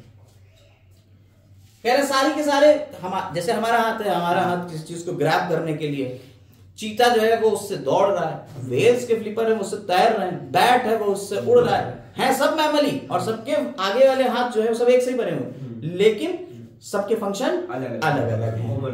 हाँ, तो इन्हें क्या कह देते हैं? तो डिफरेंट फंक्शन है। Though these four limb perform different functions in these animals, they have similar anatomical structure, यानी different function, anatomical structure similar है। All of them have humerus. देखिए क्या क्या हो गया, सब में क्या हो गया? ह्यूमरस होगा, रेडियस होगा, अल्ना होगा, कार्पल होगा, मेटाकार्पल होगा, और फेरेंजेस होंगे अगले वाले पैरों में। ठीक, hence these animals the same structure develop along the different direction, यानी एक ही स्ट्रक्चर एक है, लेकिन उनसे फंक्शंस अलग अलग हुए, डेवलप अलग अलग कामों के लिए हो गया वो। ठीक है, ओरिजिन सेम, डिफरेंट फंक्शन, यानी क्या हुआ? Due to adaptation. और ये क्यों हो रहा है? एडेप्टेशन। भाई चीते को दौड़ना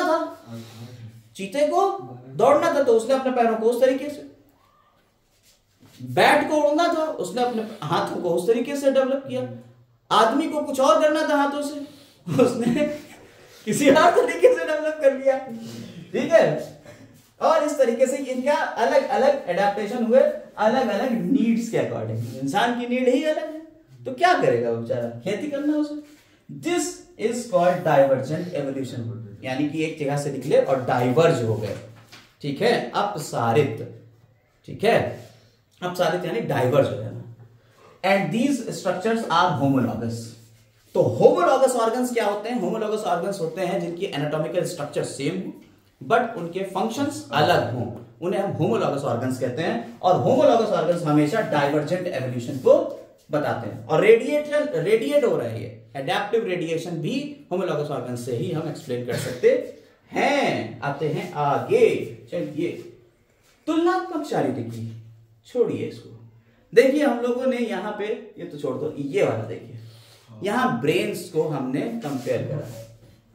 नंगे आदमी को मत देखिए आप, यहां देखिए। ठीक है, लैम्प्रे, इससे देखिए एक ही तरीके का ब्रेन था, उससे अलग अलग ब्रेन डेवलप हुआ। ठीक है, लैम्प्रे था बना, एम्फीबियंस का ब्रेन बना, शार्क का बना, रेप्टाइल का बना, बोनी फिश का बना, फिर मैमल्स का बना, इधर बर्ड्स का बना। सबके ब्रेन का एवोल्यूशन देखिए एक ही जगह से हो रहा है और सब में अलग अलग चीजें हो रही है। ठीक है, कंपैरेटिव मॉर्फोलॉजी है, कंपेयर कर रहे हैं मॉर्फोलॉजी को। इसके अलावा आप और देखिए, यहां वेल्स वाला देख सकते हैं, मैन, चीता, वेल, बैट, इन सब के 4 लिम्ब में देखिए, humerus, radius, ulna, carpal, metacarpal, phalanges. ठीक है, humerus, radius, ulna, carpal, metacarpal, phalanges, humerus, radius, ulna, carpal, metacarpal, phalanges. ये तुम्हारे सब अलग अलग काम कर रहे हैं अपने आगे वाले हाथों से। इसके अलावा अगर आप प्लांट्स में देखें तो बोगनवेलिया और कुकुरबिटा दोनों में, बोगनवेलिया के थॉर्न्स और कुकुरबिटा के टेंड्रिल्स, ये जो छल्ले आपको दिख रहे हैं टेंड्रिल्स के, ताकि कोई खाए ना और तोड़े ना। ये दोनों के दोनों स्टेम के अंदर जो स्टेम है इसकी एक्सिलरी बर्ड्स हैं, ये बर्ड्स हैं। इन बर्ड्स के ही मॉडिफिकेशन है, यानी स्टेम के modification.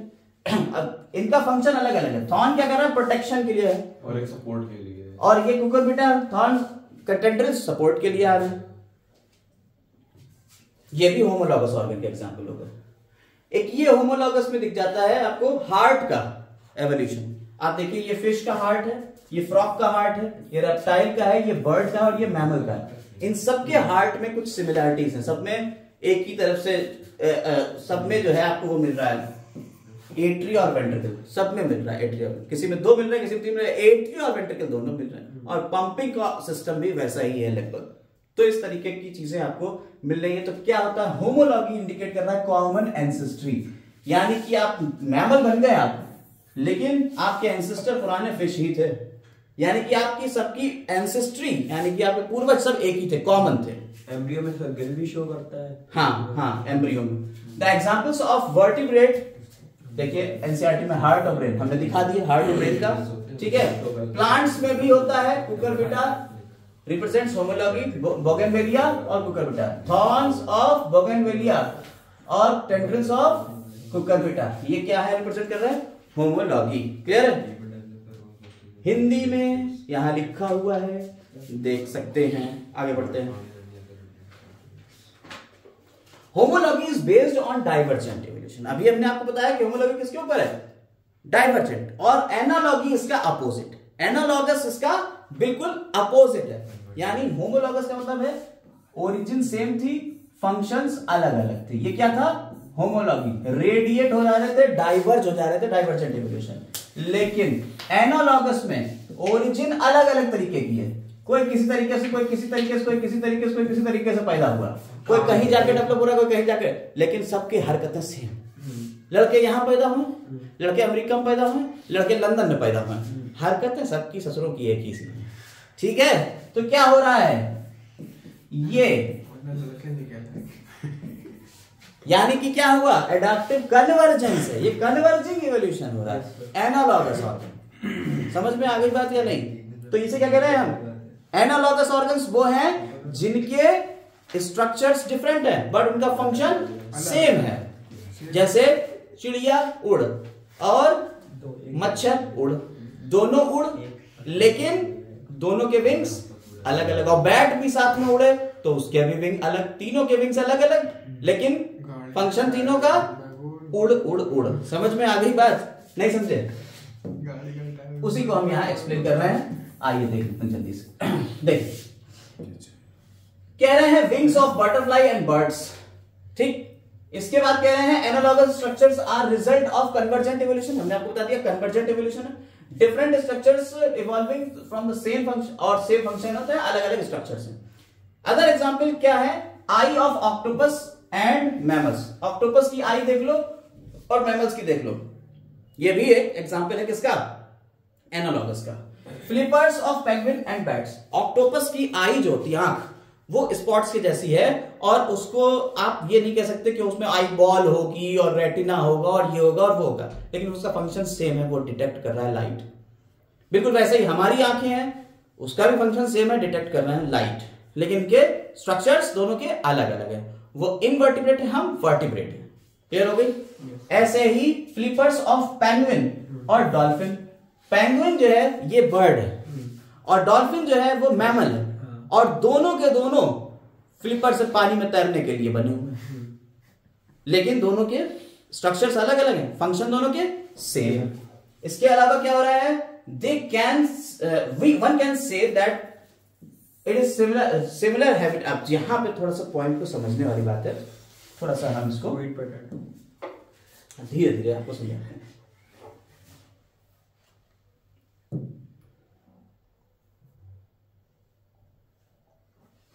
One can say that it is the similar habitat, ये क्या है, सिमिलर हैबिटेट है, that has resulted the selection of similar adaptive feature. यानी कि हम ये कह सकते हैं कि वो हैबिटेट, वो जगह जिसमें आप रह रहे हो, वो डिसाइड कर रहा है कि आपके स्ट्रक्चर्स किस तरीके से डेवलप हो रहे हैं। ठीक है, एडेप्टिव फीचर, जो आपके एडेप्टिव फीचर है वो उस जगह के अकॉर्डिंग ही तो अडेप्ट हो रहे हैं in different group of organisms. और अलग अलग डिफरेंट ग्रुप हैं ऑर्गेनिज्म के, लेकिन वो फीचर एक सा ही डेवलप कर रहे हैं टुवर्ड्स द सेम फंक्शन, और उनका फंक्शन एक ही हो जाए। एक और एग्जांपल है जैसे स्वीट पोटैटो, ये क्या है, ये रूट का मॉडिफिकेशन है। और पोटैटो ये किसका मॉडिफिकेशन है, स्टेम का मॉडिफिकेशन है। लेकिन दोनों के दोनों क्या कर रहे हैं, स्टोर कर रहे हैं फूड को, ये फूड स्टोरेज का काम कर रहा है। ये भी एनालॉगस ऑर्गन हो गए, यानी एनालॉगस में इतने सारे काम हम लोगों ने पढ़ लिए, ये सब एनालॉगस अभी पढ़ रहे हैं यहाँ पे। ठीक है, आगे आते हैं। In the same line of argument similarities इन, आप देखिए इसी तरह से ये प्रोटीन और जीन के ऊपर भी आ जाते हैं। कहते हैं साहब तुम्हारे और बंदर के प्रोटीन्स तो एक से ही होते हैं ब्लड में, तुम्हारे और बंदर के लगभग लगभग जीन भी एक से मिल रहे हैं। तो भाई साहब ये भी तो तुम्हारी एंसेस्ट्री, कॉमन एंसेस्ट्री की तरफ जा रहे हैं कि भाई साहब आप और बंदर लगभग एक से ही चीजों से बनते हुए आ रहे होगे। कुछ इवॉल्व होके तुम बन गए, कुछ नहीं इवॉल्व हो पाए तो बंदर ही बंदर रह गए, है ना। तो यही कह रहे हैं, performing the given function among the diverse organism given clues to the common ancestry. ठीक है, प्रोटीन और जीन्स भी। ठीक, these biochemical similarities point to the same shared ancestry as the structural similarities among diverse organisms। जैसे कि इन्होंने structural similarity की बात करी थी, ऐसे इन्होंने बायोकेमिकल यानी कि प्रोटीन्स और जीन की भी बात कर ली कि ये भी वही काम कर रहे हैं, ये भी आपके एनालॉगस मतलब एक ही कॉमन एंसेस्ट्री की बात कर रहे हैं। होमो तो खत्म हो गए। मैन के अंदर, man has breed selected plants, ऐसे जो है ब्रीड करे सिलेक्टेड प्लांट्स, नेचुरल सिलेक्शन तो आपने समझ में आता होगा। लेकिन मैन क्या करता है, हम वो वाले प्लांट्स को ज्यादा ब्रीड कराते हैं जो हमारे फायदे के होते हैं, और हम सेलेक्ट कर लेते हैं कि हाँ यार ये वाला गन्ना अच्छा है, इस वाले गन्ने का अगर इससे क्रॉस करा दोगे तो हमारा अच्छा गन्ना आ जाएगा। हम लोग अपने आप तो करना है, ये आर्टिफिशियली तो करना है हम। तो अगर हम कर सकते हैं तो मैन, और हमारी क्रॉप्स जो है वो डोमेस्टिकेट कर रहे हैं। वाइल्ड एनिमल्स को भी ऐसे हमने अलग अलग तरीके के एनिमल की भी ब्रीड बनाई है कि इसका क्रॉस इससे करा के अच्छी ब्रीड बना रहे हैं। ठीक है, आप जब जो हो अच्छा भैंस, आपने यूट्यूब वगैरह में भी देखा होगा, वो भैंसों के आजकल एडवर्टाइज आ रहे हैं कि हमारा भैंसा बहुत बढ़िया है, इसका स्पर्म बहुत अच्छा होगा, जिसे ब्रीड कराना है वो आए अपनी भैंस के लिए इसको ले जा सकता है, स्पर्म्स को उसके यहाँ से ब्रीड कराने के लिए होता है। ये देखा है आपने। तो आर्टिफिशियली ब्रीडिंग तो करा रहे हैं, आर्टिफिशियल कर रहे हैं। जब हम सेलेक्ट कर सकते हैं तो क्या नेचर नहीं कर सकता यार, खुदा तो फिर कुछ भी कर सकता है ना। तो वो बात इन्होंने लिखी हुई है कि जब हम कर सकते हैं तो फिर तो खुदा ने कर ही लिया होगा, है ना। तो could not nature have done the same, कह रहे नेचर नहीं कर सकता है क्या? जब हम ये सब कर सकते हैं, अच्छी क्रॉप ले सकते हैं, अच्छे एनिमल्स ले सकते हैं, तो क्या खुदा नहीं कर सकता है? बिल्कुल कर सकता है। ये सारी बातें लिखी हैं, फर्जी पढ़ेंगे नहीं, यही लिखा हुआ है। नई नस्लें और मनुष्य बना सकता है, तो क्या प्राकृतिक लाखों वर्षों में ऐसा नहीं कर सकती? कर सकती। हाँ। Another interesting observation supporting evolution by natural selection। तो आप भाई फिर आ गए, हमने क्या कहा हमारा हीरो कौन है इस कहानी का? डार्विन। वो फिर आ गया, कह रहा है एक और एग्जाम्पल है नेचुरल सिलेक्शन का, और ये इंग्लैंड में देखने को मिला। उसमें क्या करा उन्होंने, कलेक्शन किया, इन collection of moths made in 1850। देखिए फिर 1850 आ गया। सन बहुत है, हम आपको लास्ट में सारा दे देंगे डेटा एक साथ। तो 1850 में क्या करा इन्होंने, इंडस्ट्रियलाइजेशन से पहले इन्होंने डेटा कलेक्ट किया किसका? मॉथ का। मॉथ यानी पतंगे। तो पतंगे होते हैं, आप जरा यहां देखिए, ये दो तरीके के मॉथ आपको यहां दिख रहा होगा, शायद क्लियर हो गया होगा। यहाँ पे दो तरीके के मौत आपको दिख रहे हैं, दो तरीके के पतंगे आपको दिख रहे हैं। एक तो ये मौत अंकल है, ये जो मौत है ये वाला मौत तुम भी देख रहे हैं ना, ये व्हाइट कलर का है, लाइट कलर है, और और ये वाला मौत जो है ये कैसा है, ये डार्क कलर है। आप जरा ध्यान से देखिए इनको, जब लाइट कलर आप क्या इसको डिटेक्ट कर, अगर आपको ये पेड़ के ऊपर बैठा हो और दूर से आप देखो तो क्या इस पेड़ के ऊपर आप इसको डिटेक्ट कर पाओगे लाइट कलर वाले को? नहीं कर सकते हो, क्योंकि इंडस्ट्रीज जब नहीं बनी थी तो हमारी ये जो पेड़ थे इनके ऊपर व्हाइट कलर के लाइकेन्स हुआ करते थे। क्या हुआ करते थे? लाइकेन्स हुआ करते थे व्हाइट कलर के, और व्हाइट कलर के लाइकेन होने की वजह से ये ब्लैक कलर के तो स्पॉट हो जाते थे, लेकिन ये नहीं दिख पाते थे। क्लियर है मेरी बात? तो अगर ये वाले नहीं दिख पा रहे हैं, लाइट कलर मॉथ्स, और डार्क कलर वाले आपको दिख रहे हैं, इसका मतलब क्या हुआ बेटा? इसका मतलब यह हुआ कि जो आपका लाइकेन्स था ना, लाइकेन्स, समझिएगा बात को, जो लाइकेन्स था उसकी वजह से ऐसा हो रहा था। और ये डार्क वाले जब स्पॉट हो जाएंगे, दिखने लगेंगे, तो चिड़िया आएंगी डार्क वालों को खा जाएंगी। भाई मौत पतंगे इंसेक्टिव तो, चिड़िया इंसेक्टिव तो खाती है, ये स्पॉट हो जाएंगे मर जाएंगे। तो इस तरह से पहले 1850 से पहले आबादी जो थी वो लाइट कलर वालों की ज्यादा थी और डार्क कलर वालों की कम थी, क्योंकि चिड़िया वगैरह उनको खाती रहती थी। लेकिन क्या हुआ, 1800 के बाद इंडस्ट्रियलाइजेशन शुरू होता है, 1850 के बाद। और जब इंडस्ट्रियलाइजेशन होता है, इंडस्ट्रीज जब आना शुरू होती है, तब क्या होता है, तब आप देखिए कि हमारे पेड़ों के पास से इंडस्ट्रीज जब आएंगी तो पोल्यूशन बढ़ेगा, पोल्यूशन बढ़ेगा तो लाइकेन्स भाग जाते हैं, लाइकेन्स नहीं रह पाते पोल्यूशन में। जब लाइकेन्स नहीं रह पाएंगे तो क्या होगा, उस वजह से हमारे जो पेड़ थे वो डार्क स्ट्रेन हो गए, लाइकेन्स खत्म हो गया, तो अब पेड़ों के ऊपर डार्क स्ट्रेन आ गए। और डार्क स्ट्रेन में ये डार्क वाला नहीं दिखेगा, लेकिन लाइट वाला देखिए आपको विजिबल हो रहा होगा।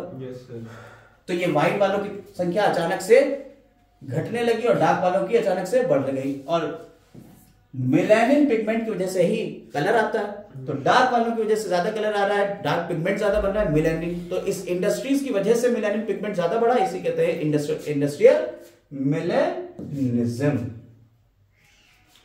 तो यहां पे अगर आप देखें, यही बात कह रहे हैं कि इंडस्ट्रियलाइजेशन से पहले तो मॉथ्स की संख्या जो थी वो लाइट वालों की, more light winged moths on trees then dark winged, ठीक है, या और मेलेनाइज्ड। डार्क विंग वालों को क्या कहते हैं, मेलेनाइज्ड।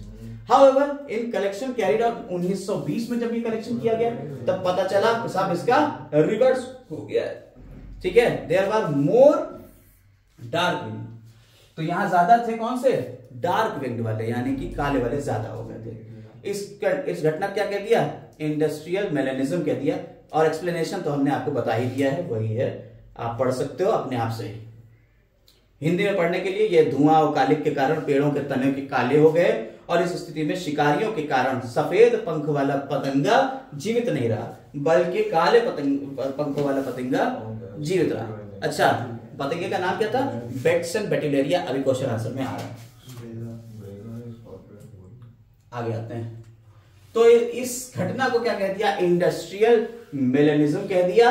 Do you know that lichen can be used as industrial pollution indicators? आपको पता है क्या? नहीं पता तो आप पता कर लीजिए। They will not grow in areas that are polluted, and hence moths that were able to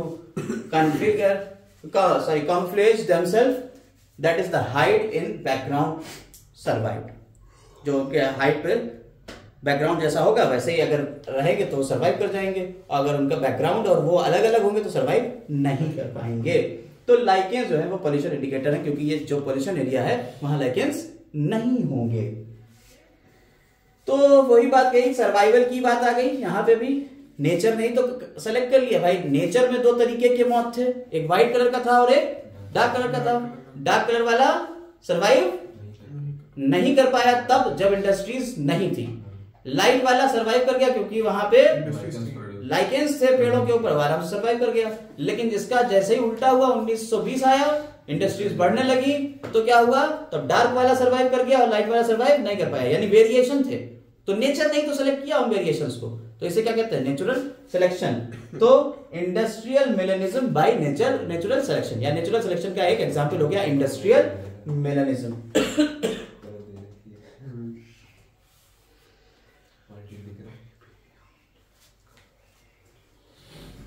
यही सारी बातें लिखी हुई।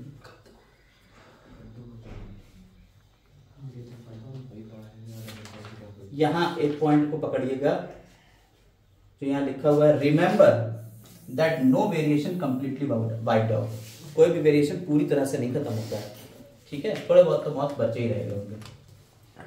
हिंदी में यही बातें लिखी हुई हैं। औद्योगिकरण नहीं हुआ, जिससे ग्रामीण क्षेत्रों में मिलेनियम पतंगों की संख्या कम थी। इससे पता चला कि मिश्रित आबादी में बेहतर तरीके से अनुकूलन कर सकते हैं, वे जीवित रहे और आबादी के आकार में वृद्धि करी। आगे आते हैं। सिमिलरली एक्सेस यूज, आप देखिए मौत का तो आपको एग्जांपल मिल गया नेचुरल सिलेक्शन का। अब हर्बिसाइड्स और पेस्टिसाइड्स का देखिए। एक्सेस यूज जब हम हर्बिसाइड्स और पेस्टिसाइड्स से करेंगे, has only resulted the selection of resistant varieties of much lesser time. हम यूज कर रहे हैं भाई साहब, हम डाल रहे हैं हर्बिसाइड्स, हम डाल रहे हैं पेस्टिसाइड्स, तो जो वैरायटी इससे रेजिस्ट कर जाएगी सिर्फ वो बचे रहेंगे, बाकी सारी चीजें खत्म हो जाएंगी। तो जो वैरायटी बच रही है वो क्या है, पेस्ट रेजिस्टेंट है। तो पेस्ट रेजिस्टेंट ऑर्गेनिजम्स जो आ रही हैं वो क्यों आ रही हैं, क्योंकि वो उस नेचर को अडेप्ट कर ले रही हैं और उस नेचर में अडेप्टेशन हो रहा है, जिस वजह से नेचर ने तो सिलेक्ट किया तो नेचुरल सिलेक्शन हुआ। This is also true for microbes. अब यहां से आपके एनसीईआरटी का एक क्वेश्चन भी बनता है कि माइक्रोब्स के ऊपर बताइए थोड़ा सा। यहां पे थोड़ा सा बताएंगे और उसके बाद आगे वाले पैराग्राफ में थोड़ा और है माइक्रोब्स का, वो और बता देंगे। This is also true for microbes against which we employ antibiotic. तो एंटीबायोटिक रेजिस्टेंस जो माइक्रोब्स आते हैं, एंटीबायोटिक रेजिस्टेंट माइक्रोब्स, जैसे आपका बैक्टीरिया वो एंटीबायोटिक रेजिस्टेंट हो गया। तो जब आप वो वाले एंटीबायोटिक्स डाल रहे हो तो सिर्फ वही बैक्टीरिया बचेंगे जिनके अंदर उस एंटीबायोटिक से रेजिस्टेंट है, और वही बेटर अडैप्ट करेंगे और वही सर्वाइव करते चले जाएंगे। तो जब रेजिस्टेंस उनके अंदर है और वही सर्वाइव करते चले जाएंगे, तो क्या हुआ, आप जब फर्दर यूज करोगे वो वाला एंटीबायोटिक, तो क्या आपके अंदर वो बैक्टीरिया मरेंगे? नहीं मरेंगे। तो क्या हो गया, एंटीबायोटिक रेजिस्टेंट बैक्टीरियाज। क्लियर हो गई बात? ऐसे ही ड्रग रेजिस्टेंट होते हैं। आपने देखा होगा कि मॉर्टिन वगैरह जो है वो काम अब नहीं कर पा रही है। अब मॉर्टिन वगैरह का यूज सही नहीं हो पा रहा, मच्छर बेचारा कहता है ठीक है तुम कोई बात नहीं मॉर्टिन लगा लो, तो क्या अब मॉर्टिन का एक्टिव फॉर्म आ गया अब। और तो क्यों मॉर्टिन के वर्जन नए नए आ रहे हैं? इसीलिए आ रहे हैं क्योंकि मच्छर जो है वो उस दवा से रजिस्ट कर रहे हैं, वो जो रजिस्ट कर पाए वो बच गए, वो सर्वाइव कर पाए और वो आगे बढ़ते चले जा रहे हैं। तो हमें उससे बेटर वर्जन की दवा निकालना पड़ रही है, हम दवाएं भी और बेटर निकालते चले जा रहे हैं ताकि वो वाले जो सर्वाइव कर रहे हैं वो उनके ऊपर इन दवाओं का असर होता रहे। तो दवाएं भी हम लोग चेंज करते रहते हैं। इसीलिए आपसे मना करा जाता है कि भाई साहब आप एक ही टाइप की एंटीबायोटिक ज्यादा ना खाएं, क्योंकि आप भी एंटीबायोटिक रेजिस्टेंट हो जाएंगे, आपकी बॉडी भी एंटीबायोटिक रेजिस्टेंट हो जाएगी, वो कोई फर्क ही नहीं डालेगी दवा आपके ऊपर। इसीलिए दवाओं को मना करा जाता है ज्यादा खाने की। तो ये सब इंसानों की एक्टिविटीज है ना, इंसानों की वजह से ऐसा हो रहा है। Hence the resistant organism cells are appearing in time scale months, years, not centuries। ये कह रहा है कि साहब मंथ या ईयर में ही, एक साल में, एक महीने में डेवलप हो जाएंगी बिल्कुल रेजिस्टेंट वैरायटीज। उसके लिए सेंचुरीज की जरूरत नहीं है कि 100 साल में या 1000 सालों में। ठीक है, these are the examples of evolution by anthropogenic action. Point पकड़िए, ये जितने भी एग्जांपल हमने दिए, एवोल्यूशन तो हुआ लेकिन किसकी वजह से हुआ? इसमें ह्यूमन की एक्टिविटीज थी, एंथ्रोपोजेनिक एक्शन की वजह से इसमें एवोल्यूशन हुआ। This also tells the evolution is not direct process. और इससे हमें यह भी पता चला कि एवोल्यूशन कोई डायरेक्ट प्रोसेस नहीं है कि उसे डिटरमाइन कर दिया जाए कि सब हाँ ऐसे ऐसे ऐसे चल रहा है तो भाई अब यही आने वाला है।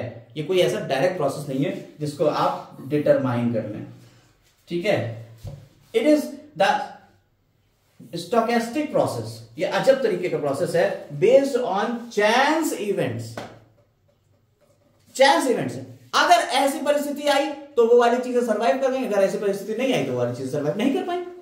चांस इवेंट है, नेचर जिस तरीके का चांस ले आए उस तरीके से एवोल्यूशन भी अपने आप होता चला जाएगा।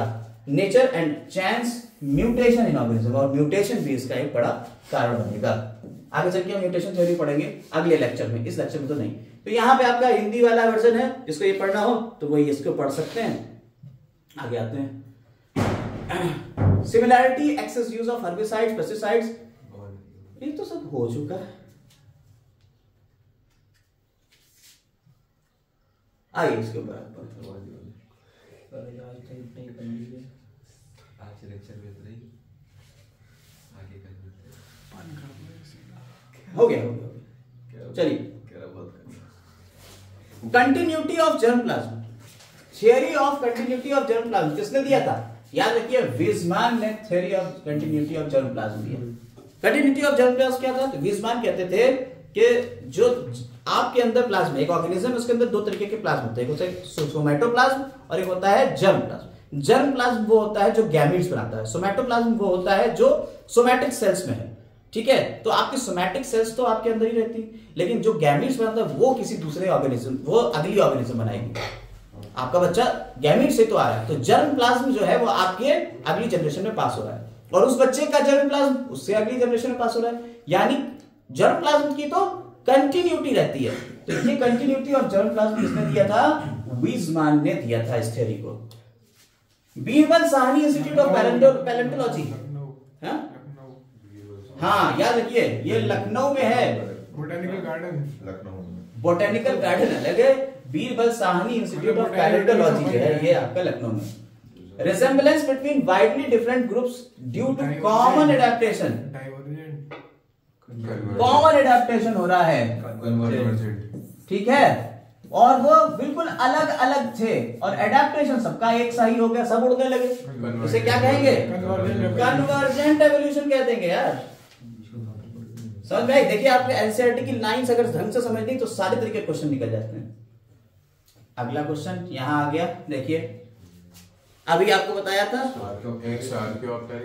कौन सा वाई वाला, ये तो आर्कियोप्टेरिक्स हो गया। अब 3 में से कौन सा आएगा? बी वाला हैं? बी वाला ट्राइनोसॉरस हो गया वाई वाला, और Z B option B B आएगा, बी है। ठीक है, एनसीईआरटी का डायग्राम्स देखिए इस तरीके से क्वेश्चन आ जाएगा। एक मिनट आंसर यहाँ दिया होगा। The present fossils remains of Archaeopteryx shows that Archaeopteryx क्या है? रेप्टाइल है जो उड़ सकता है। बर्ड्स और रेप्टाइल्स के बीच की कड़ी है, यानी reptiles are the birds are the glorified reptiles, reptiles gives birds are the glorified reptiles. अभी बताया ना आपको। Which one of the following is most evident source of evolution? बिल्कुल सही। Choose the incorrect statement. Louis Pasteur demonstrated that life comes only from pre-existing life. बिल्कुल सही था। Miller observed that the electric discharge in flask को इतने सब चीजें बनाएगा। हाँ बिल्कुल सही बात थी। Flippers of penguin and dolphins are similar example of homology. Analogous थे भाई साहब, ये homologous कहाँ थे? तो analogous ऑर्गन थे। समझ में आई बात या नहीं? एनालॉगस समझ में आया? Different structure same function, analogous. तो ये गलत बात लिखी है और इन्होंने कहा गलत ही बात, तो चूज करना है। तो ऑप्शन क्या हो जाएगा इसका? सी। अगला भी देख लो, analogous structures are the result of convergent. हाँ, एनालॉगस ऑर्गन्स जो होते हैं वो कन्वर्जेंट एवोल्यूशन ही है। एनालॉगस का मतलब क्या है? अलग अलग है पर काम सेम कर रहे हैं। बिल्कुल सही, कन्वर्जेंट एवोल्यूशन। यहाँ आंसर्स दिए हुए हैं, आप मैच कर सकते हो। ठीक है, 25 कर दिया। आई Which of the following includes the structure formed as a result of divergent evolution? Divergent evolution यानी कौन सा? Analogous, homologous? डी होगा, डी होगा। Homologous. Sir, flippers of man and wings of bats. Homologous organ की बात हो रही है, divergent evolution. C Four limb of man and wing of bat. बिल्कुल सही।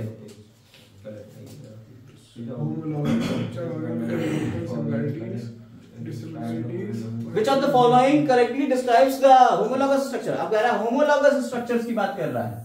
फिर से वही बात, homologous कौन है डिस्क्राइब कर? ए वाला है, ए वाला। Organisms with anatomical similarities. but performing different functions. हाँ, anatomical तो similar है, लेकिन परफॉर्म करते हैं different functions. Origin similar, function different. बिल्कुल सही। होमोलॉगस ऑर्गन है। ये आपको जो दिखा रहे हैं ये कौन है? बोगनवेलिया और डेलिबेटा। होमोलॉगस भी और डाइवर्जेंट एवोल्यूशन का। होमोलॉगस ऑर्गन है और होमोलॉगस ऑर्गन कन्वर्जेंट कन्वर्जेंट भी दोनों है। नहीं, divergent. Homologous organ divergent evolution show करते हैं यार। सर लेकिन ये तो कन्वर्जेंट का। अरे होमोलॉगस डाइवर्जेंट तो ए और सी दोनों हुआ ना।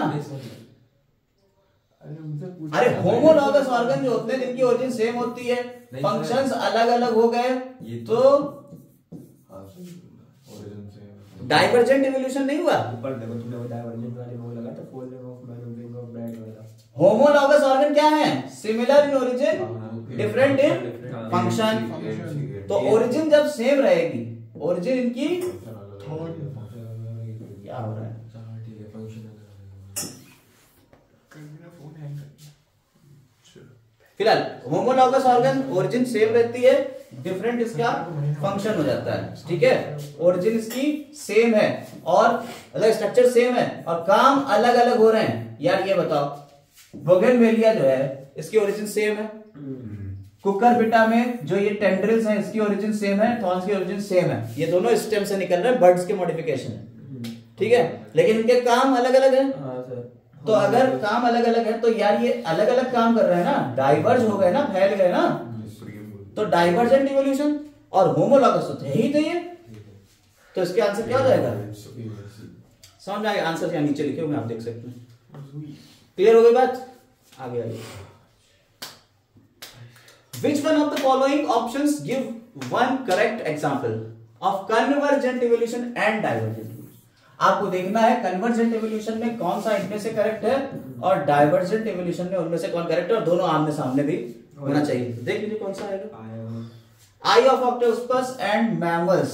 कन्वर्जेंट एवोल्यूशन पहले तो ये इसको ट्रैक कर लीजिए, ये आपका एनालॉगस ऑर्गन की बात पहला है वाला सही। और ये आपके होमोलॉगस ऑर्गन की बात हो रही है, ठीक है।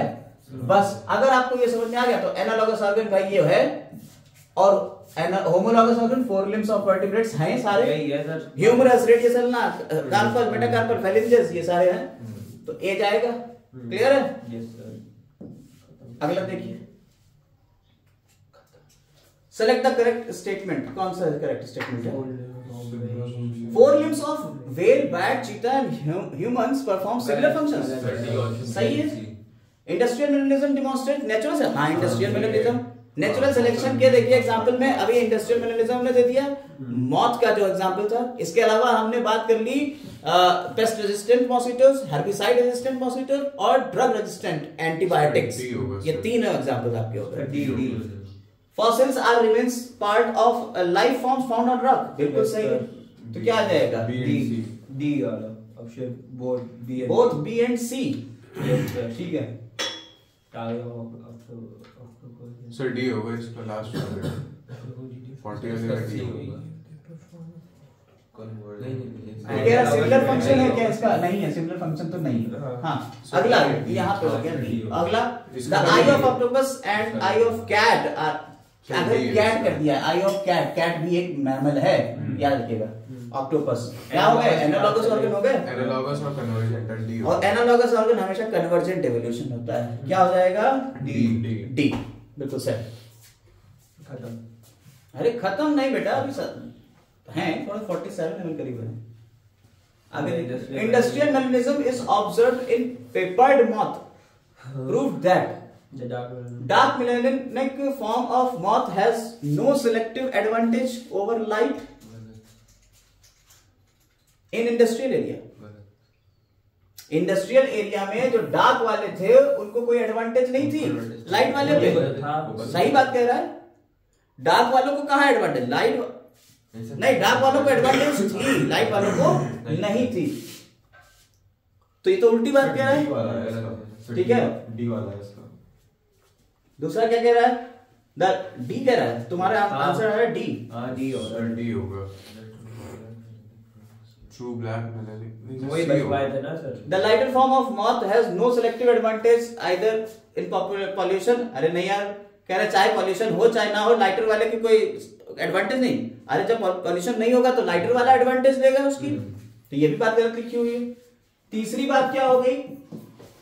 Melanism is a pollution generated feature. हाँ सही है। पॉल्यूशन जनरेटेड फीचर था मेलेनिज्म। गलत है, पॉल्यूशन जनरेटेड फीचर थोड़ी है यार। मेलेनिज्म तो उसके अंदर का इनहेरिटेड फीचर है, वेरिएशन है भाई वो तो इनहेरिटेड फीचर है, पॉल्यूशन से थोड़ी मेलेनिन का कोई लेना देना। डी होगा। डी है कि true black melanic form escaped unnoticed so that merge to survive resulting more population of black moth. हाँ, ये सही है। जब ये एस्केप कर जाएंगे, बच जाएंगे, तो फिर क्या होगा, एक के बाद एक पैदा भी करते रहेंगे फिटनेस, और जब पैदा करते रहेंगे तो उसकी पॉपुलेशन अपने आप बढ़ जाएगी ब्लैक मॉथ की। तो ये बात बिल्कुल सही। आइए 42, which one of the following phenomena supports Darwin's concept of natural selection in organic evolution? देखिए ऑर्गेनिक एवोल्यूशन की बात आ गई, यानी जो हम लोग एवोल्यूशन की बात कर रहे हैं ये ऑर्गेनिक एवोल्यूशन चल रहा है।